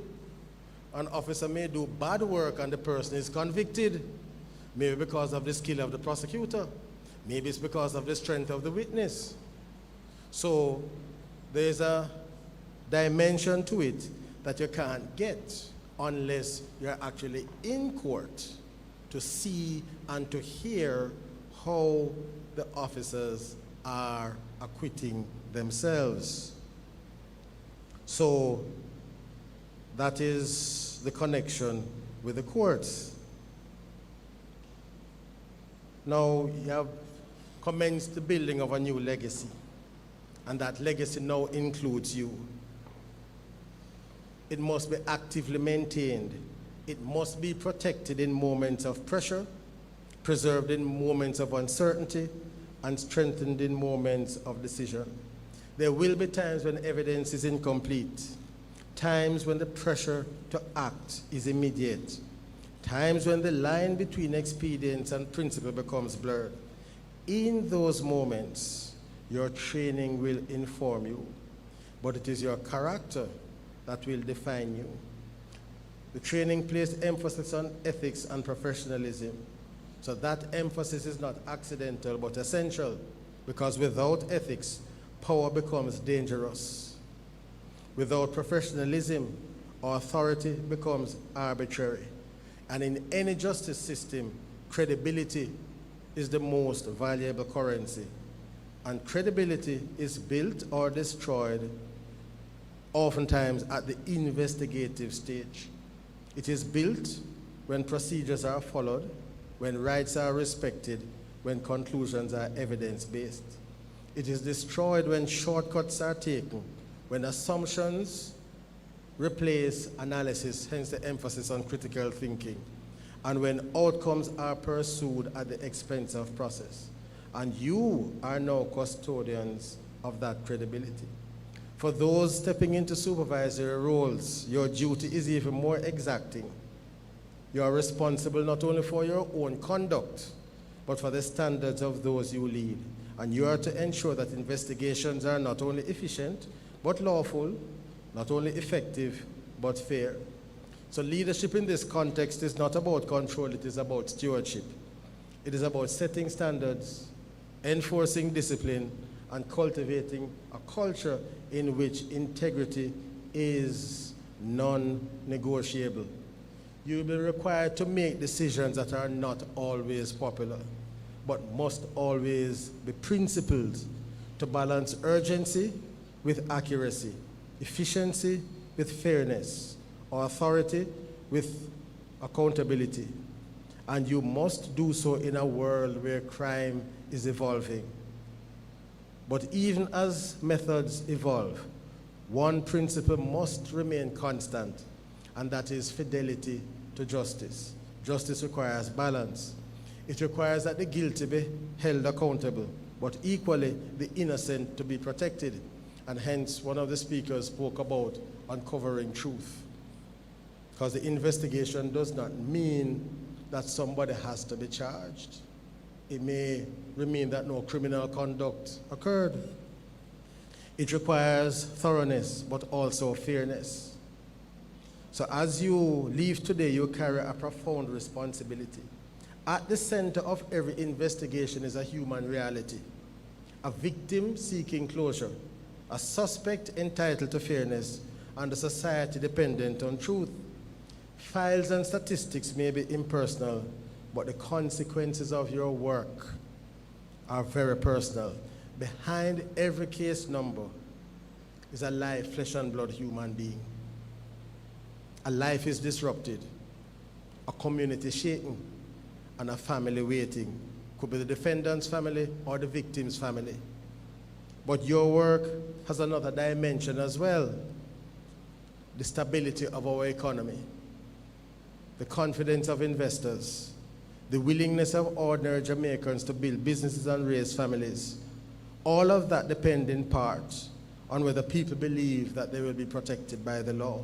And your work strengthens that belief.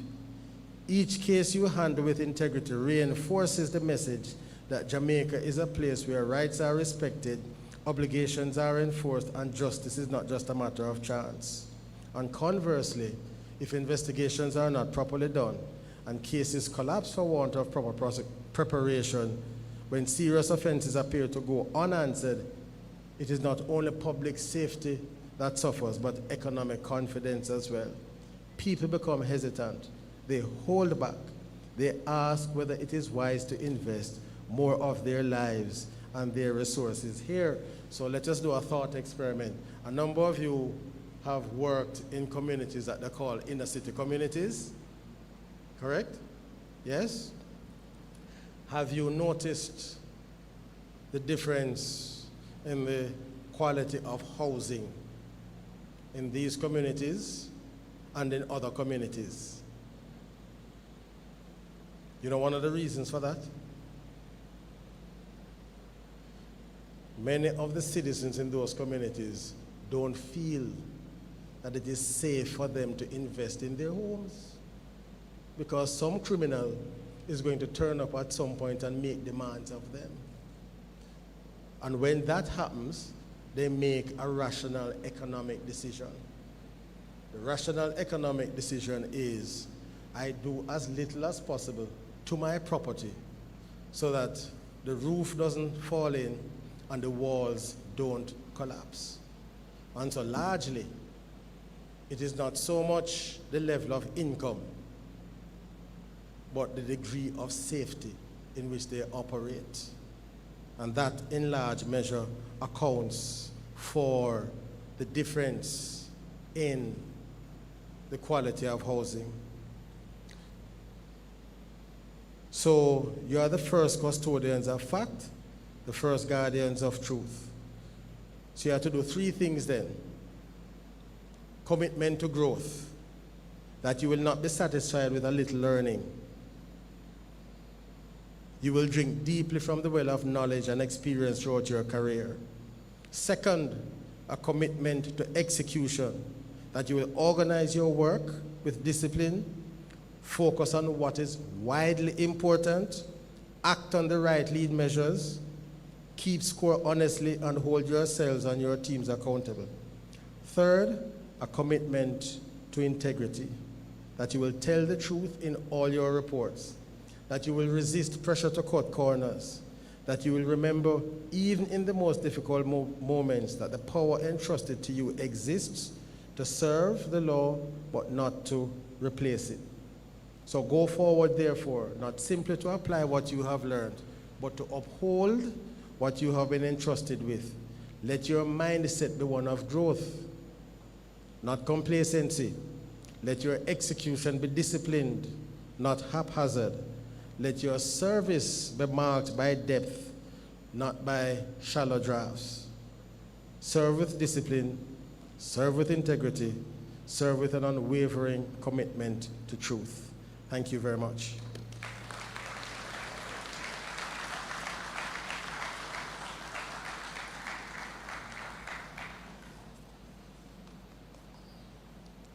Thank you very much to our Chief Justice. Put your hands together one more time for him.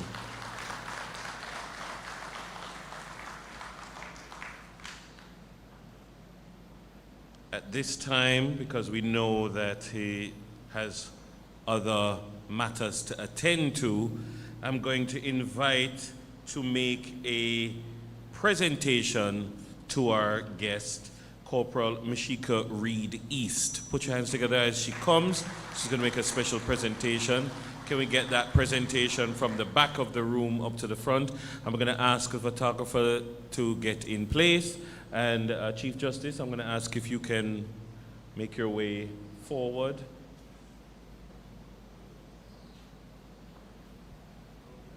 Yes. Can I get another microphone?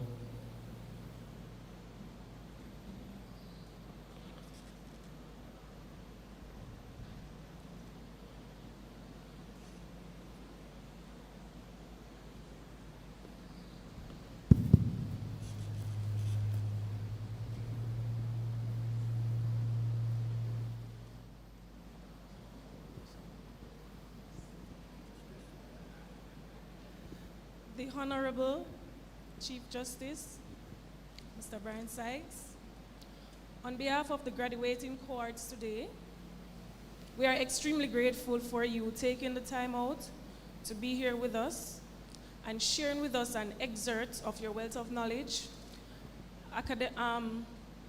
expert advice, and words of encouragement. This little token that we are presenting to you is just a physical representation of our appreciation. Thank you.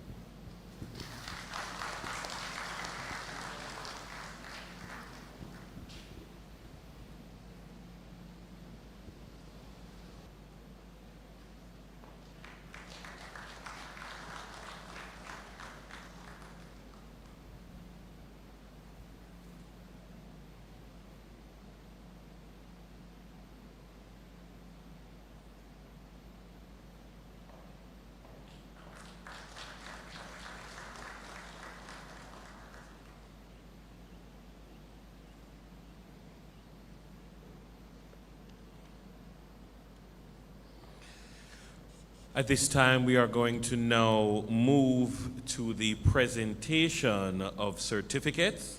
Thank you very much. We do understand, as was stated earlier, that Chief Justice has another matter to attend to in the Garden Parish of St. Anne, so he departs now. We thank him once again. Put your hands together for him once again.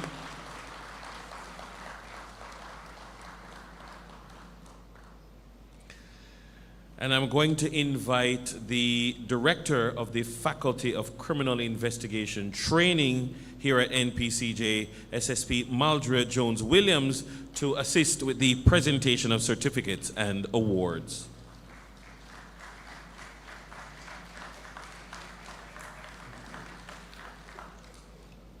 Thank you, Master of Ceremonies. Can you kindly permit me to adopt the protocol that has already been established? Good morning, everyone. So we are at the point that everybody has been waiting for, the presentation of certificates and awards. And we will begin with the Advanced Diploma in Professional Detective Practice. And we ask Deputy Commissioner Richard Stewart to handle these certificates for us, sir.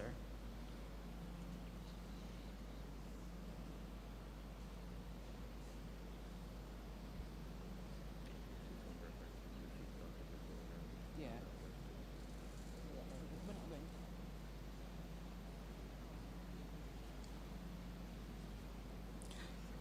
And we begin. Corporal Elisha Headley. First class honors.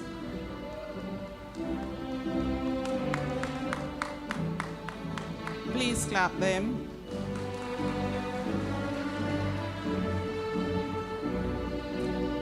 Constable Ricardo Bolt.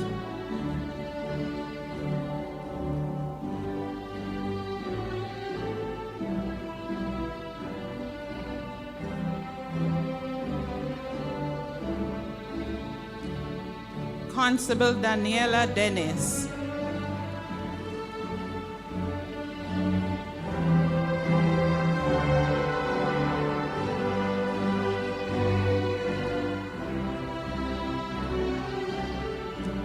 Constable Denton English.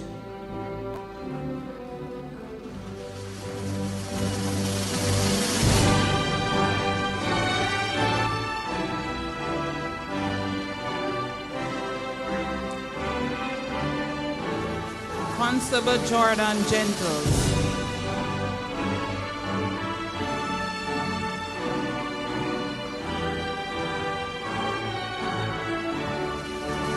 Constable Shavar Gordon.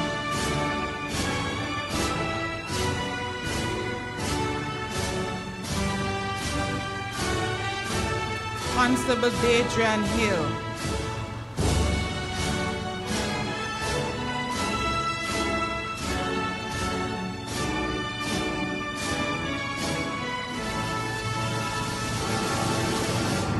Constable Shane Jones.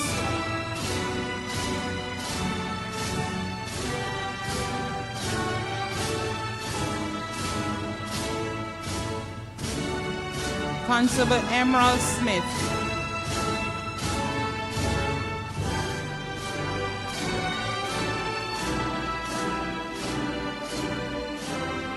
Constable Gawain Stevens.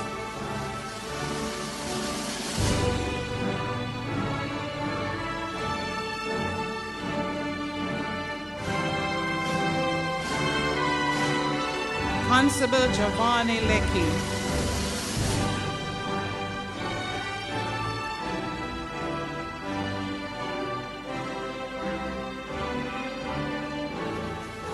Constable Romar Brown.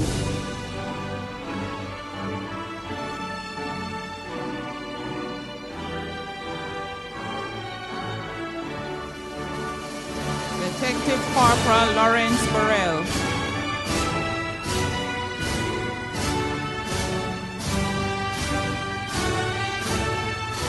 Constable Tyrone Cunningham.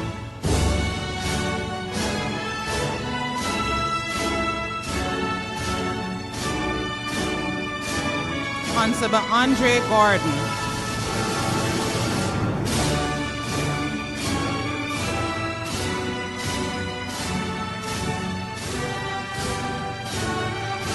Corporal Rochelle James.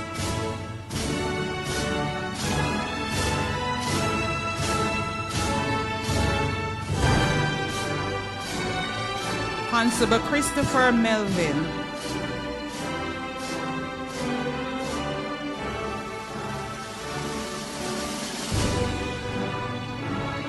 Corporal Markel Small.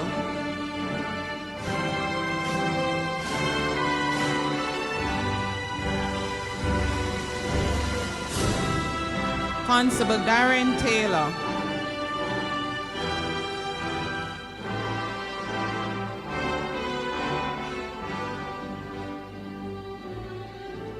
Constable Damian Thompson.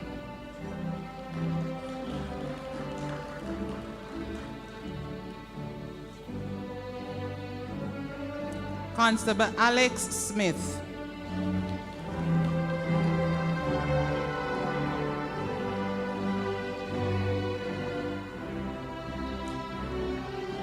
Corporal Anisha Foga.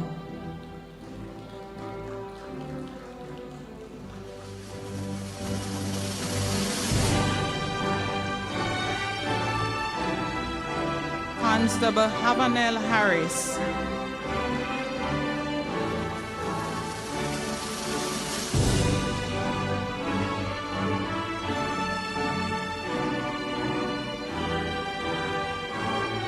Constable Jordan Mackenzie.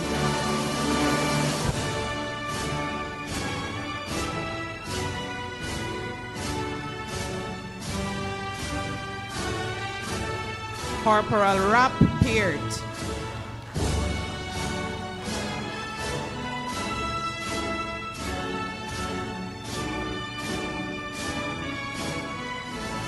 Constable Gavin Porter.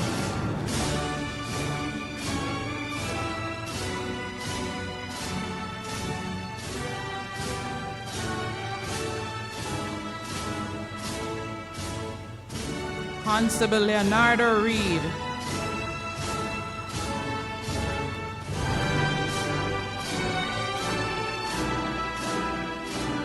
Constable Preston Swaby.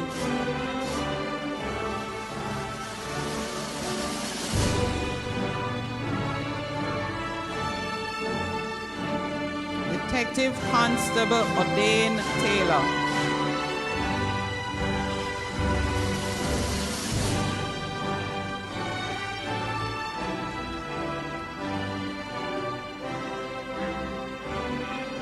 Constable Ralston Quelch.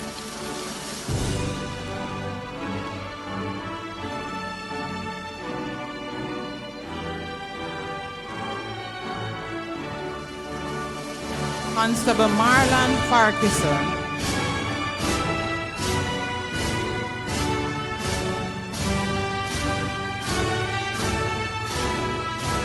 Constable Andre Hibbert.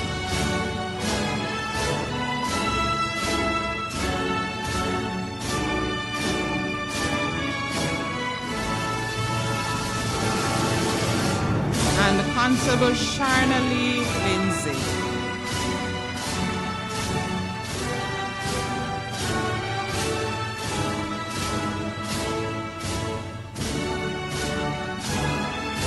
Thank you, DCP Stewart. Thank you, sir. We'll ask ACP Josephs to take on the next set, the Diploma in Supervisory Management for Criminal Investigation.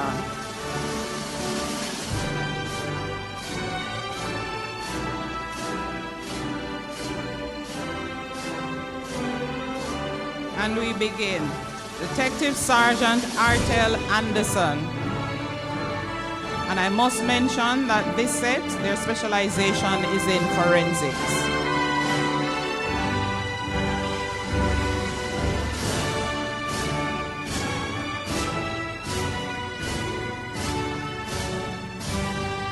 Detective Sergeant Clayton Hamilton.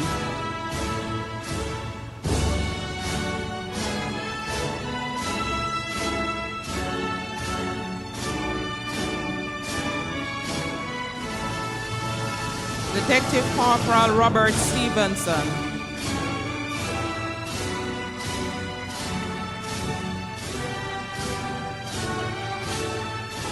Corporal Kieran Asher.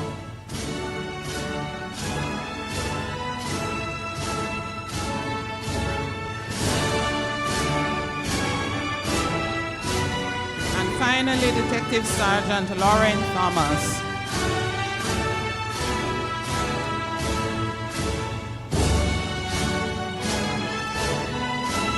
Specialization in criminal investigation, Detective Sergeant Melissa Horton.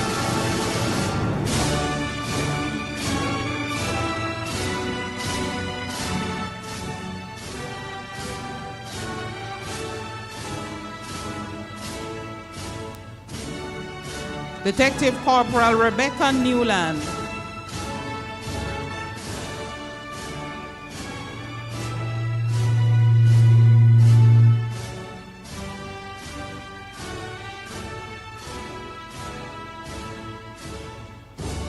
Detective Sergeant Cain Berry.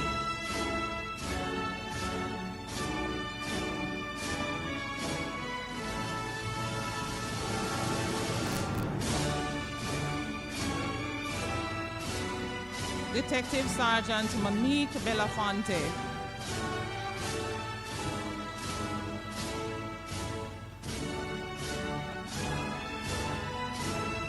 Detective Sergeant Anisha Blake Savage.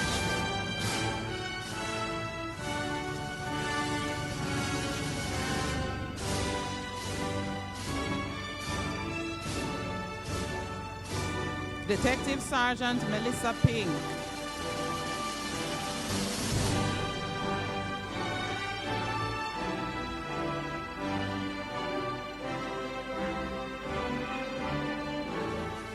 Detective Sergeant Akeem Brown.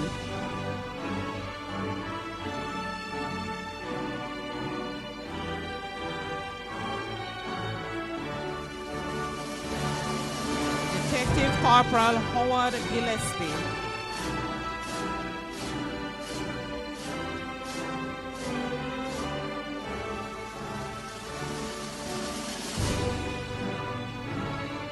Detective Corporal Shafat Smith.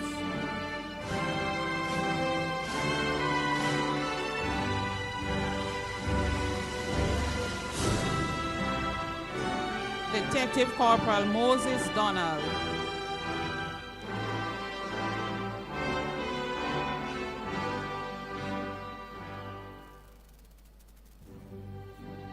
Detective Sergeant Stephanie Williams.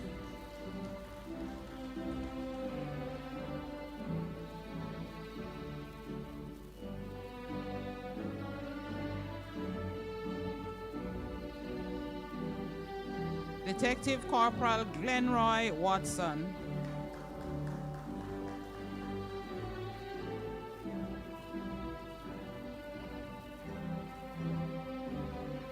Detective Corporal Charlene Easy.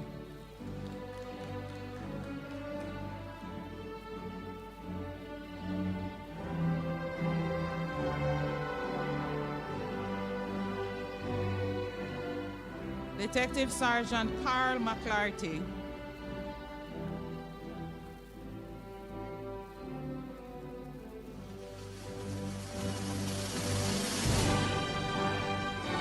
Detective Corporal Dwight Morgan.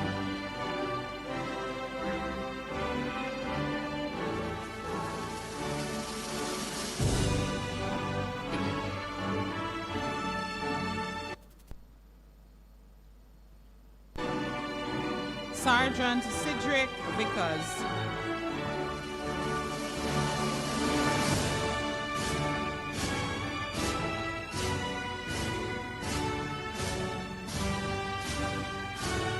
Corporal Michelle Williams.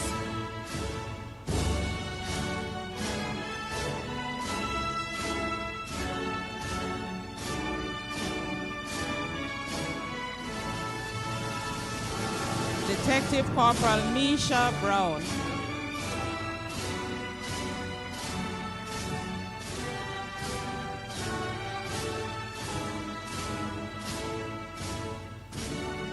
with a specialization in intelligence, Sergeant David Barnett.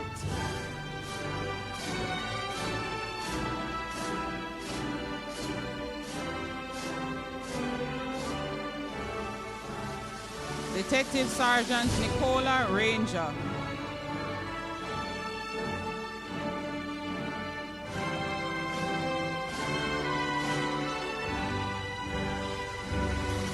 Detective Corporal Marvin Logan.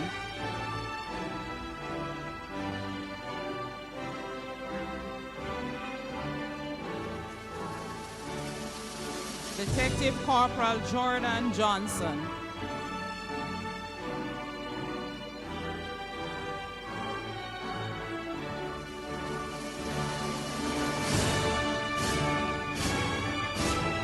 Detective Corporal Rodane Marrow.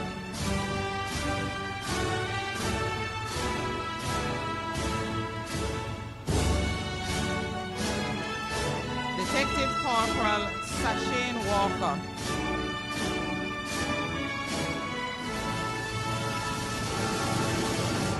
Thank you, Sir Joseph.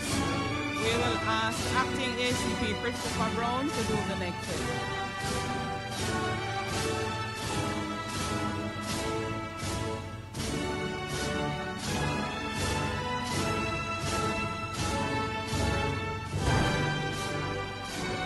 And now we'll have the presentation for the Certificate in Supervisory Management for Criminal Investigation.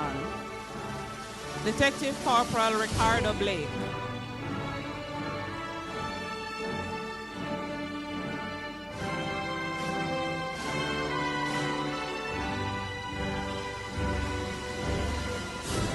Detective Corporal Maurice Chin.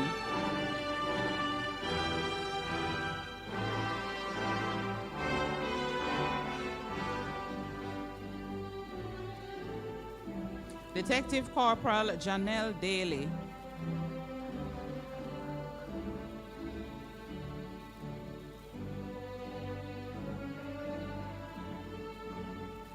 Detective Sergeant Kurt Dixon.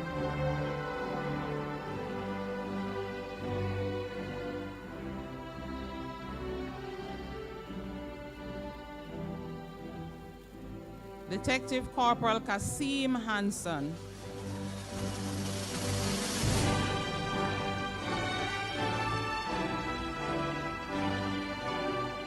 Detective Sergeant Damian Johnson.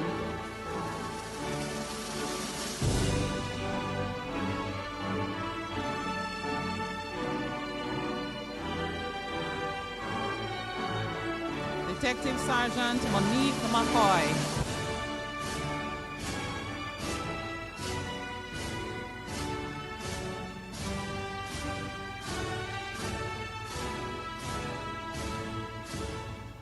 Detective Inspector George Muirhead.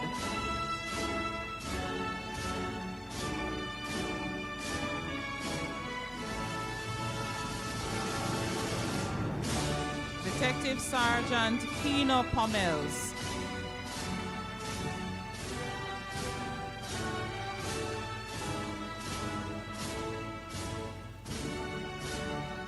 Detective Corporal Ricard Reed.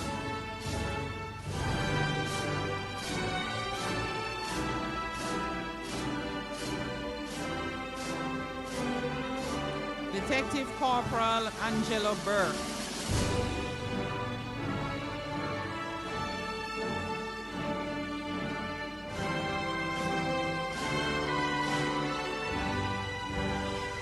Detective Corporal Melissa Dunn.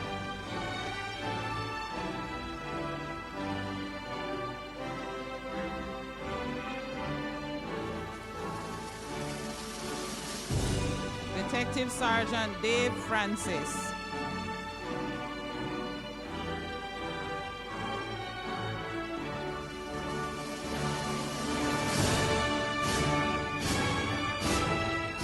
Detective Corporal Wayne Franklin.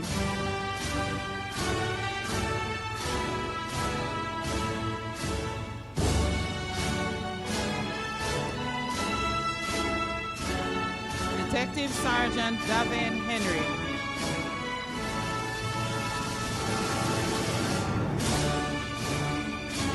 Corporal Shanique Johnson.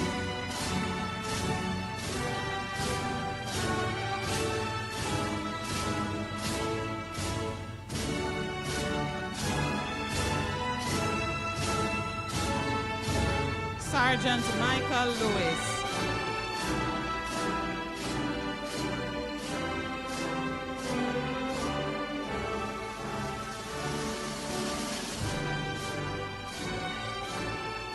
Corporal Carville Mantle. Detective Sergeant Michelle O'Connor King.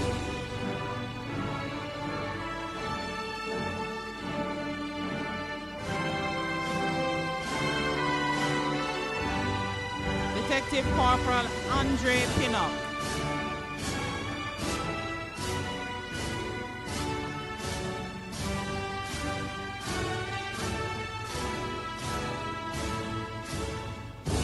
Sergeant Alexandra Stevens.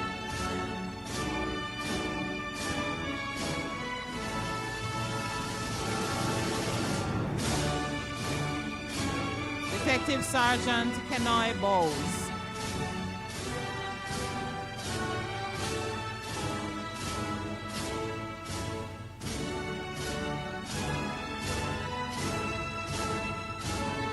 Sergeant Crystal Fletcher.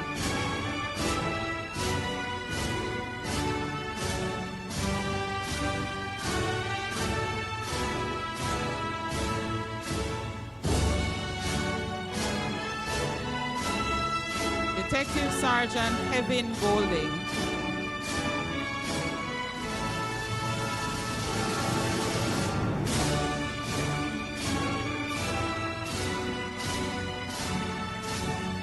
Detective Sergeant Marlon McCullough.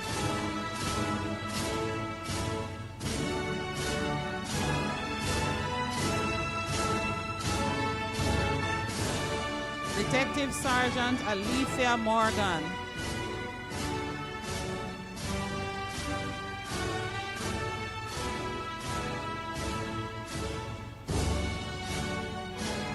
Detective Corporal Philip Mullings.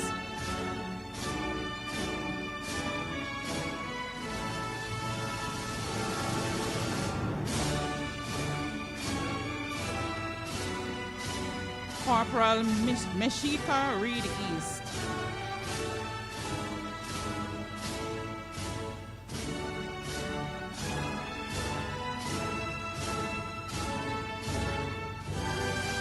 Detective Corporal Donald Robinson.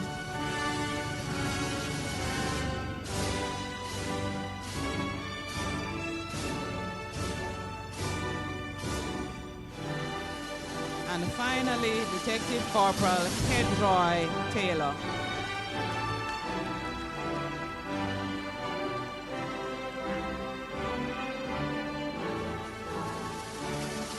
Thank you, Acting ACP Brown. It was a workout. It was a workout. And so we move to the special awards. This is also a segment that persons have been looking forward to. And I'll ask our Commissioner of Police, Dr. Kevin Blake, to do us the honors.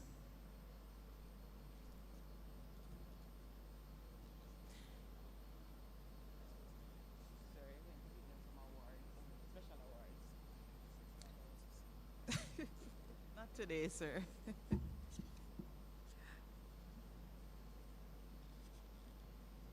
Oops.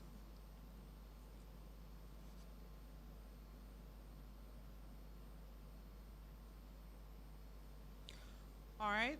And so, because the NPCJ values academic excellence, we are going to be awarding the top 3 persons from each group. And here we go. For the Advanced Diploma in Professional Detective Practice, the Faculty Award for Academic Merit is given to number 21597, Constable Ralston Quelch, the 3rd highest achiever.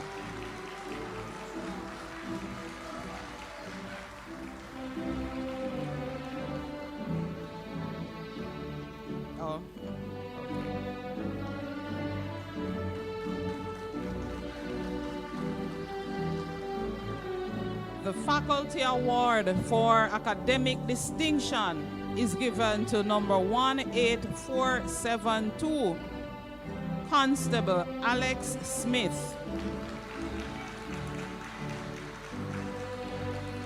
And he is our second highest achiever.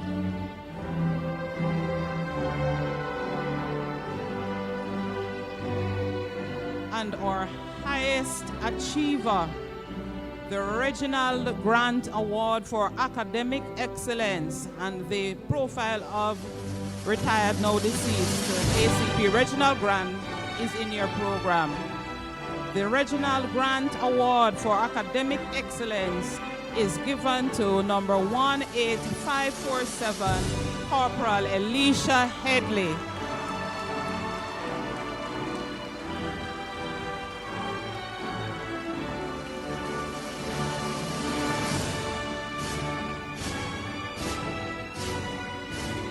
And I was also told to, on behalf of the Commissioner, to tell you that these three members have been promoted.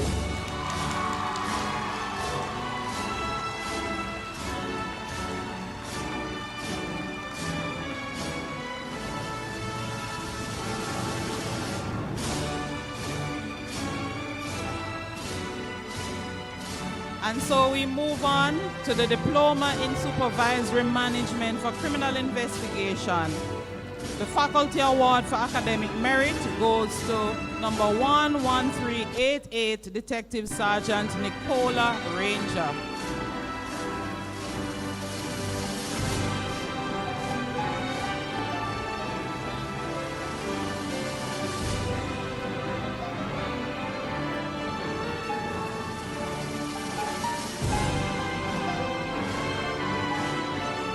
Faculty Award for Academic Distinction goes to 11311 Detective Sergeant Melissa Pink.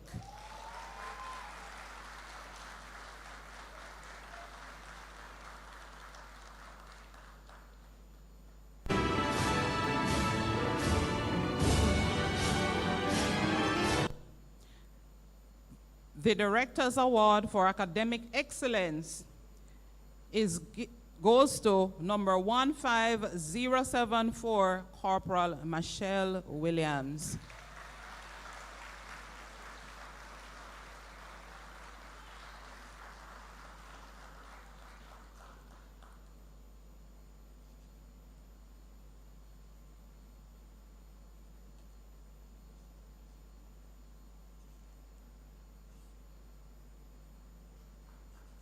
For the Certificate in Supervisory Management for Criminal Investigation, the Faculty Award for Academic Merit goes to number 20874, Corporal Meshika Reed East.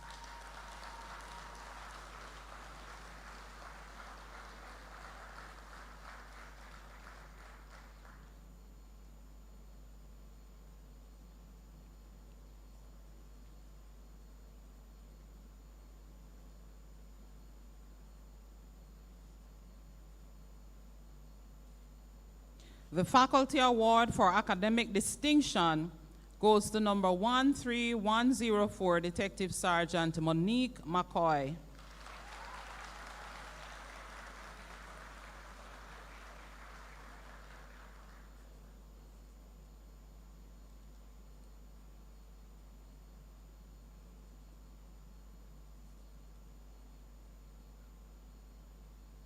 The recipient for the Director's Award for Academic Excellence goes to number 26477, Sergeant Alessandra Stevens.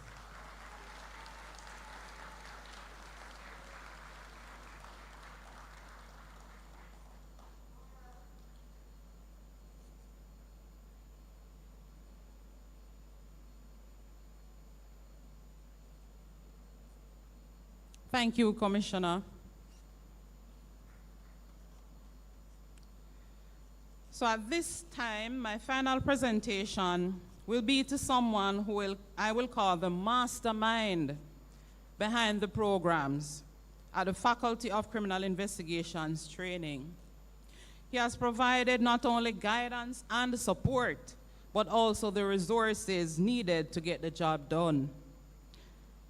Deputy Commissioner Richard Stewart, sir, we appreciate all that you have done. On behalf of the faculty and course participants, thank you. We invite you to the presentation here, and I'll make the presentation for that one.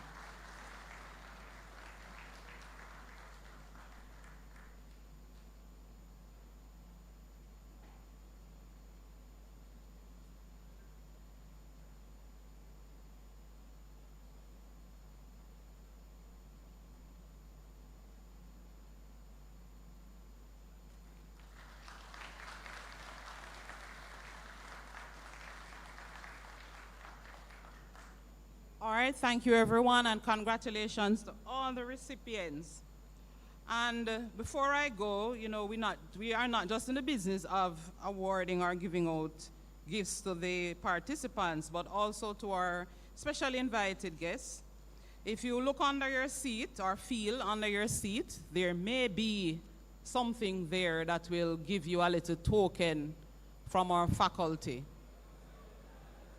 It's supposed to be a number.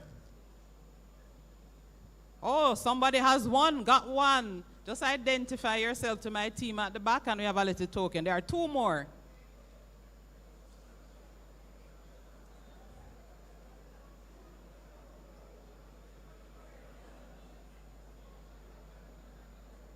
I see one there at the back. There's one more. There are three of them. And I see one on that side. All right, thank you.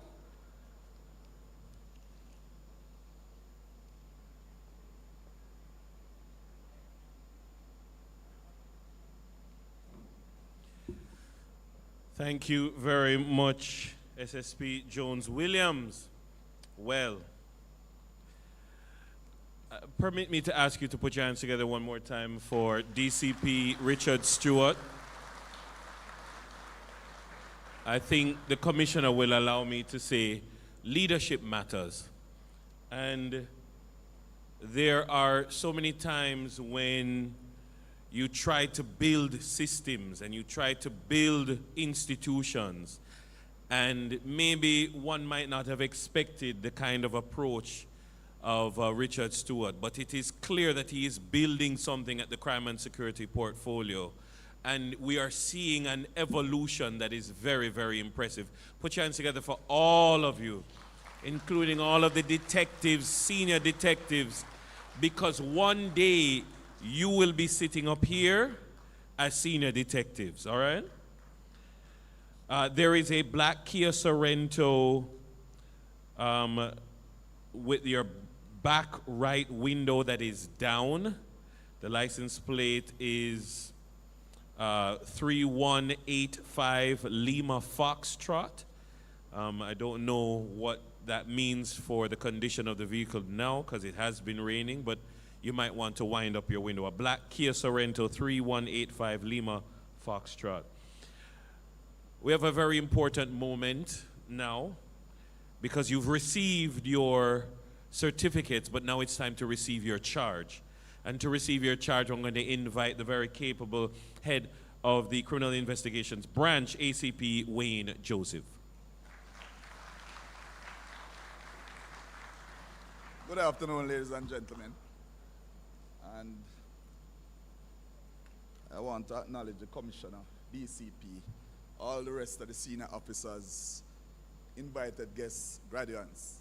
You know, for a moment there, I thought we were going to end up with two commissioners, you know, because I was wondering if the DCP was going to get promoted a while ago.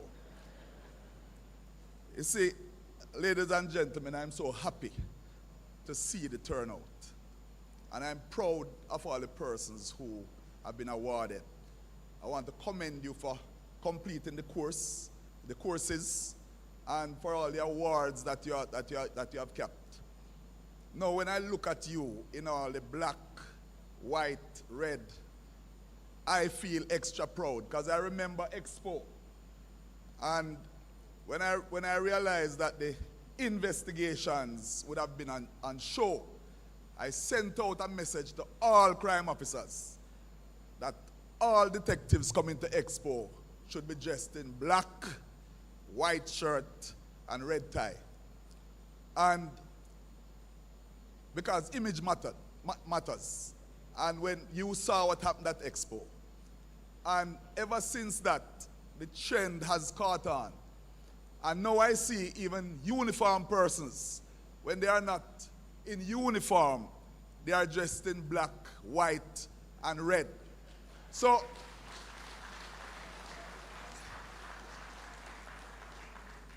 give yourselves a big hand because you're trendsetters.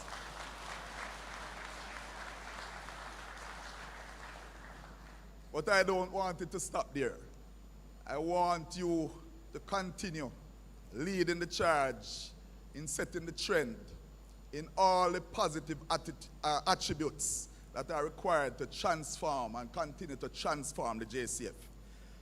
Ladies and gentlemen, as the Assistant Commissioner in charge of the Criminal Investigations Branch, my role today on behalf of the Commissioner and the Deputy Commissioner in charge of crime is to appoint the persons on the advanced diploma, detectives. But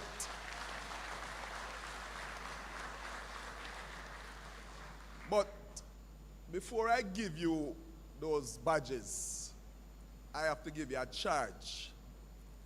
And so I want to say that I am proud to be a part of the crime portfolio. And I want to say to you that it is a very good, as a matter of fact, a great time to be a part of the JCF. And in particular, the crime portfolio. So, you're very privileged to be a part of this inaugural event. I'm sure that right now you are the envy of many of your colleagues out there. You have all showed promise, potential, hence the reason why you were selected for this course. However, you have earned this badge mainly because of the excellence of your performance in completing this course. We expect that you will progress into the next phase out in the field where the rubber hits the road, where you will actually do the practical. But this practical is not one that will be done in a controlled environment like the Staff College. This one will be graded by the public. And I can tell you that the public marks very hard. And most times, there's no opportunity for a resit. So you know what? You have to try to get it right the first time. In that practical, the only true test of your performance will be customer satisfaction. And by this I mean, not only the customer satisfaction in that you treat the customers well at the reception here while you appreciate their reports, but by the relentless follow-up, the constant feedback, so they can feel that justice has been served. Make use of the opportunity. This badge should be worn or carried with pride. And when I say this, I don't mean that you should now just go back into your division and dress nice with your head held high like you're on top of the world, but rather to add value so that your peers and supervisors can see that your absence from work was not just a grand waste of time and money. It is a proud thing to be a detective. And I'll just tell you quickly. I remember some years ago, I was being awarded the Medal of Gallantry. And I was at Jamaica House at the rehearsal. And sitting beside me was a detective inspector of police. I can call his name. He has now retired, Renford Robinson. I was a constable then. And when they called on him, this was a rehearsal at Jamaica House, and they called him up and they said, Inspector Renford Robinson. And he went up and collected and did the rehearsal. When he came back and sat beside me, he was upset. He was vexed. He said to me he would have preferred if they had left off the inspector and just called him Detective Robinson. That is how much he valued his detective. You're all smart individuals. Identify good role models and seek guidance and share what you have learned here. If you think education is expensive, try estimating the cost of ignorance. And that's a quote from Howard Gardner. And a lot of times people go to the guard room and sometimes you hear the foolishness that some police officers, the advice that they give based on who they buck upon. You have to make sure that you have knowledge of your job when you go back out there. I'll use a quote from Henry Ford that says, the only thing worse than training your employees and having them leave is not training them and having them stay. It's not about being the best, but it's about being better than you were yesterday. Take a look in the mirror and ask yourself, if not me, then who? If not now, then when? I end with a quote from Ursula K. Le Guin. That time waits on no man. Morning comes whether or not you set your alarm clock. So on behalf of the Commissioner, my DCP Crime, I now appoint you detectives. So I say, go forth and change the world. Thank you.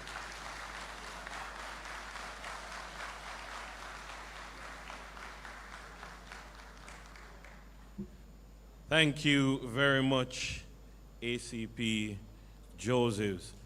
And I will say that I am most happy that ACP Josephs resisted his natural inclination last year to tell them to wear purple ties. Because imagine what you would look like this morning celebrating Kingston College. At this time, I'm going to invite to bless the Detective Shield our volunteer chaplain who is here with us today. Put your hands together for her.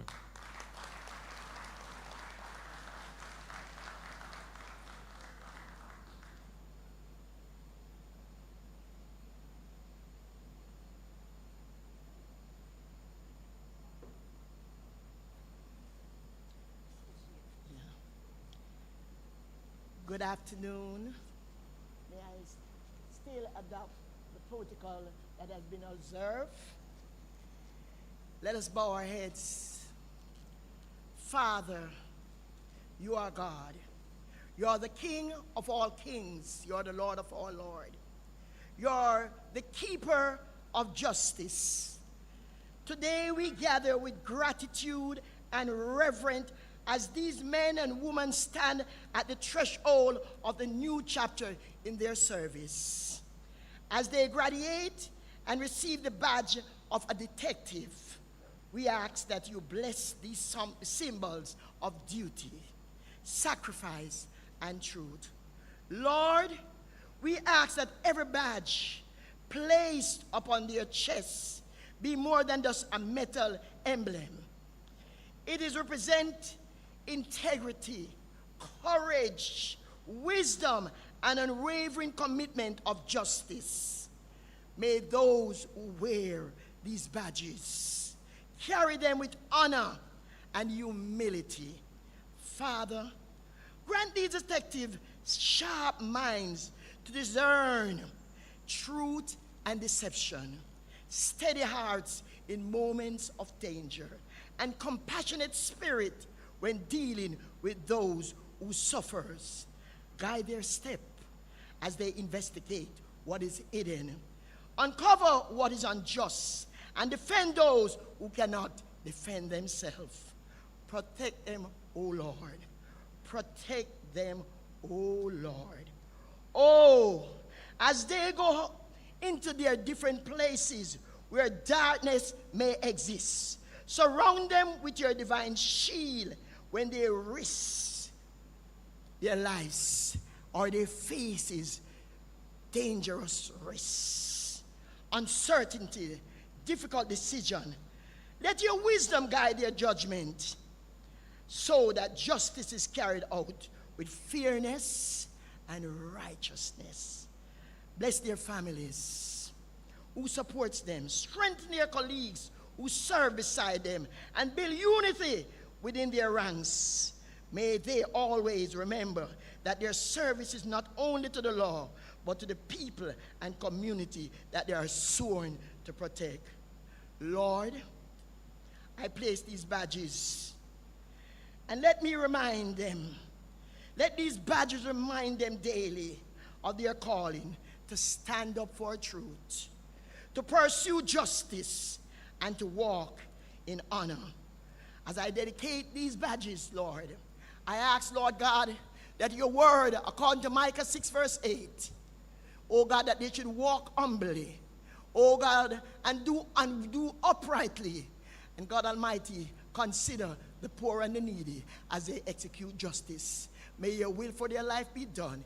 In Jesus' name, amen.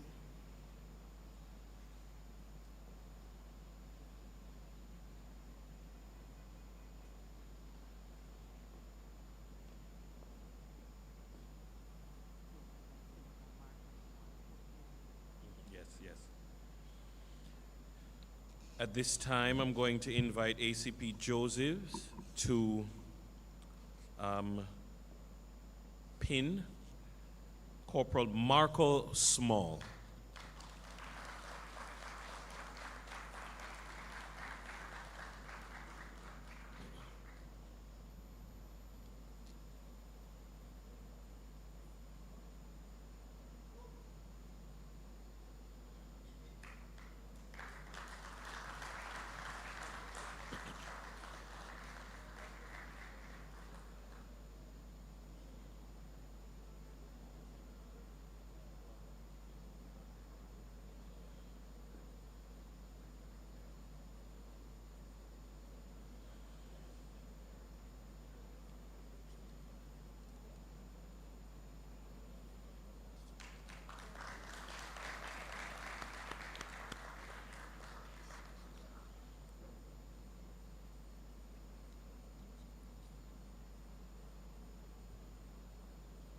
Thank you very much. The others will collect theirs after the program is ended. I can assure you, feeling the weight and the quality of it, it is something that everyone will say, me need to get one of that. You will be the envy of your colleagues, and for good reason. So at this time, I'm going to invite to deliver the vote of thanks, Sergeant Monique Belanfanti.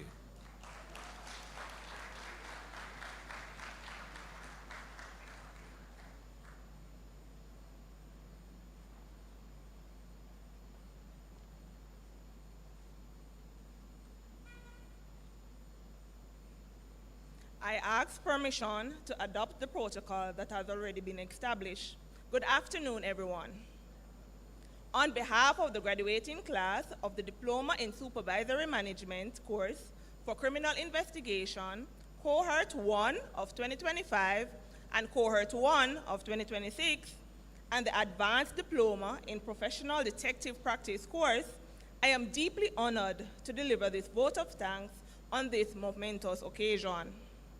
First and foremost, we extend our sincere gratitude to Dr. Kevin Blake, the Commissioner of Police, Deputy Commissioner of Police in charge of the Crime and Security Portfolio, Mr. Richard Stewart, and the High Command of the Jamaica Constabulary Force for their unwavering support and strategic vision in strengthening investigative excellence and leadership within the Jamaica Constabulary Force.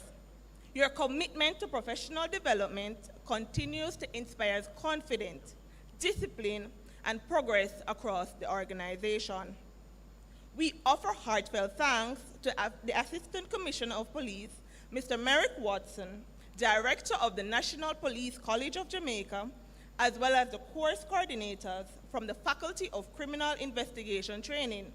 To the lecturers, facilitators, and assessors, your dedication, expertise, and patience guided us through these demanding programs. Your instructions challenged us to think critically, lead responsibly, and uphold the highest standards of integrity and professionalism within the organization. To our administrative and support staff, we thank you for ensuring the smooth execution of these courses. Your behind-the-scenes efforts have not gone unnoticed. We offer our profound gratitude to our most distinguished guest speaker, the Honorable Brian Sykes, for graciously honoring us with his presence and delivering remarks of exceptional wisdom and substance. We will always remember his words. The outcome of a case is a result of how you respond to the initial report. Your presence here has elevated these proceedings. To our families and loved ones, we express profound appreciation for your sacrifices, your encouragement and understanding during the long hours of study, training, and our absence. Your support here today has made this achievement possible. To my fellow graduates, congratulations, we did it.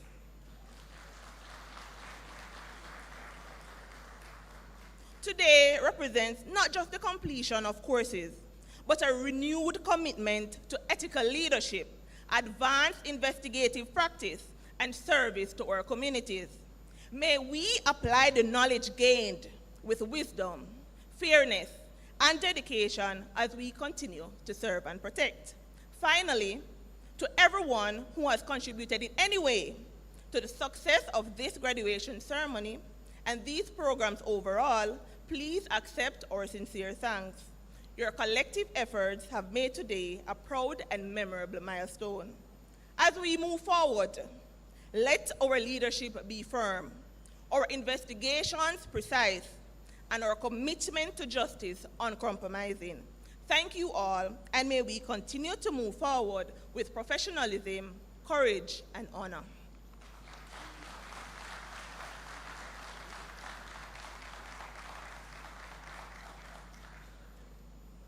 Very well. So now it is only left for us to have closing remarks from our director here at the NPCJ.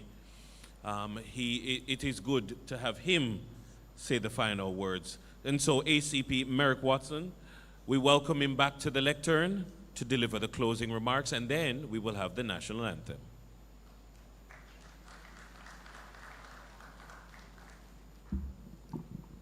You know, I came here this morning thinking that I was repping the black, white, and red. Well, I found out that it is not sufficient to get one appointed detective, and therefore I will stay in my lane. And so, as the Assistant Commissioner of Police with responsibility for training branch, I hereby declare the following courses: the Advanced Diploma in Detective Practice and the Diploma in Supervisory Management Criminal Investigation courses closed.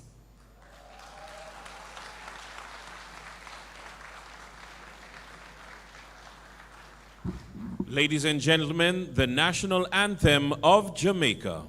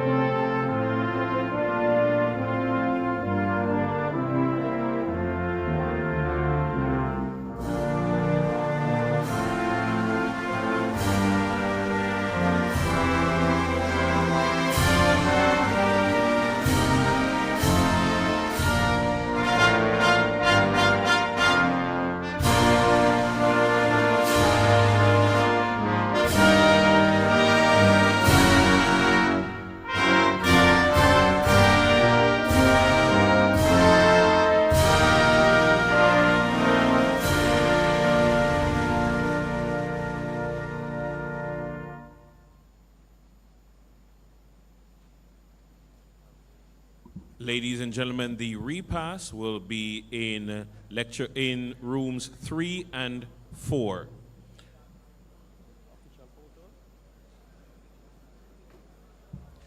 We ask the graduates to remain seated ahead of the official photographs. Just remain seated where you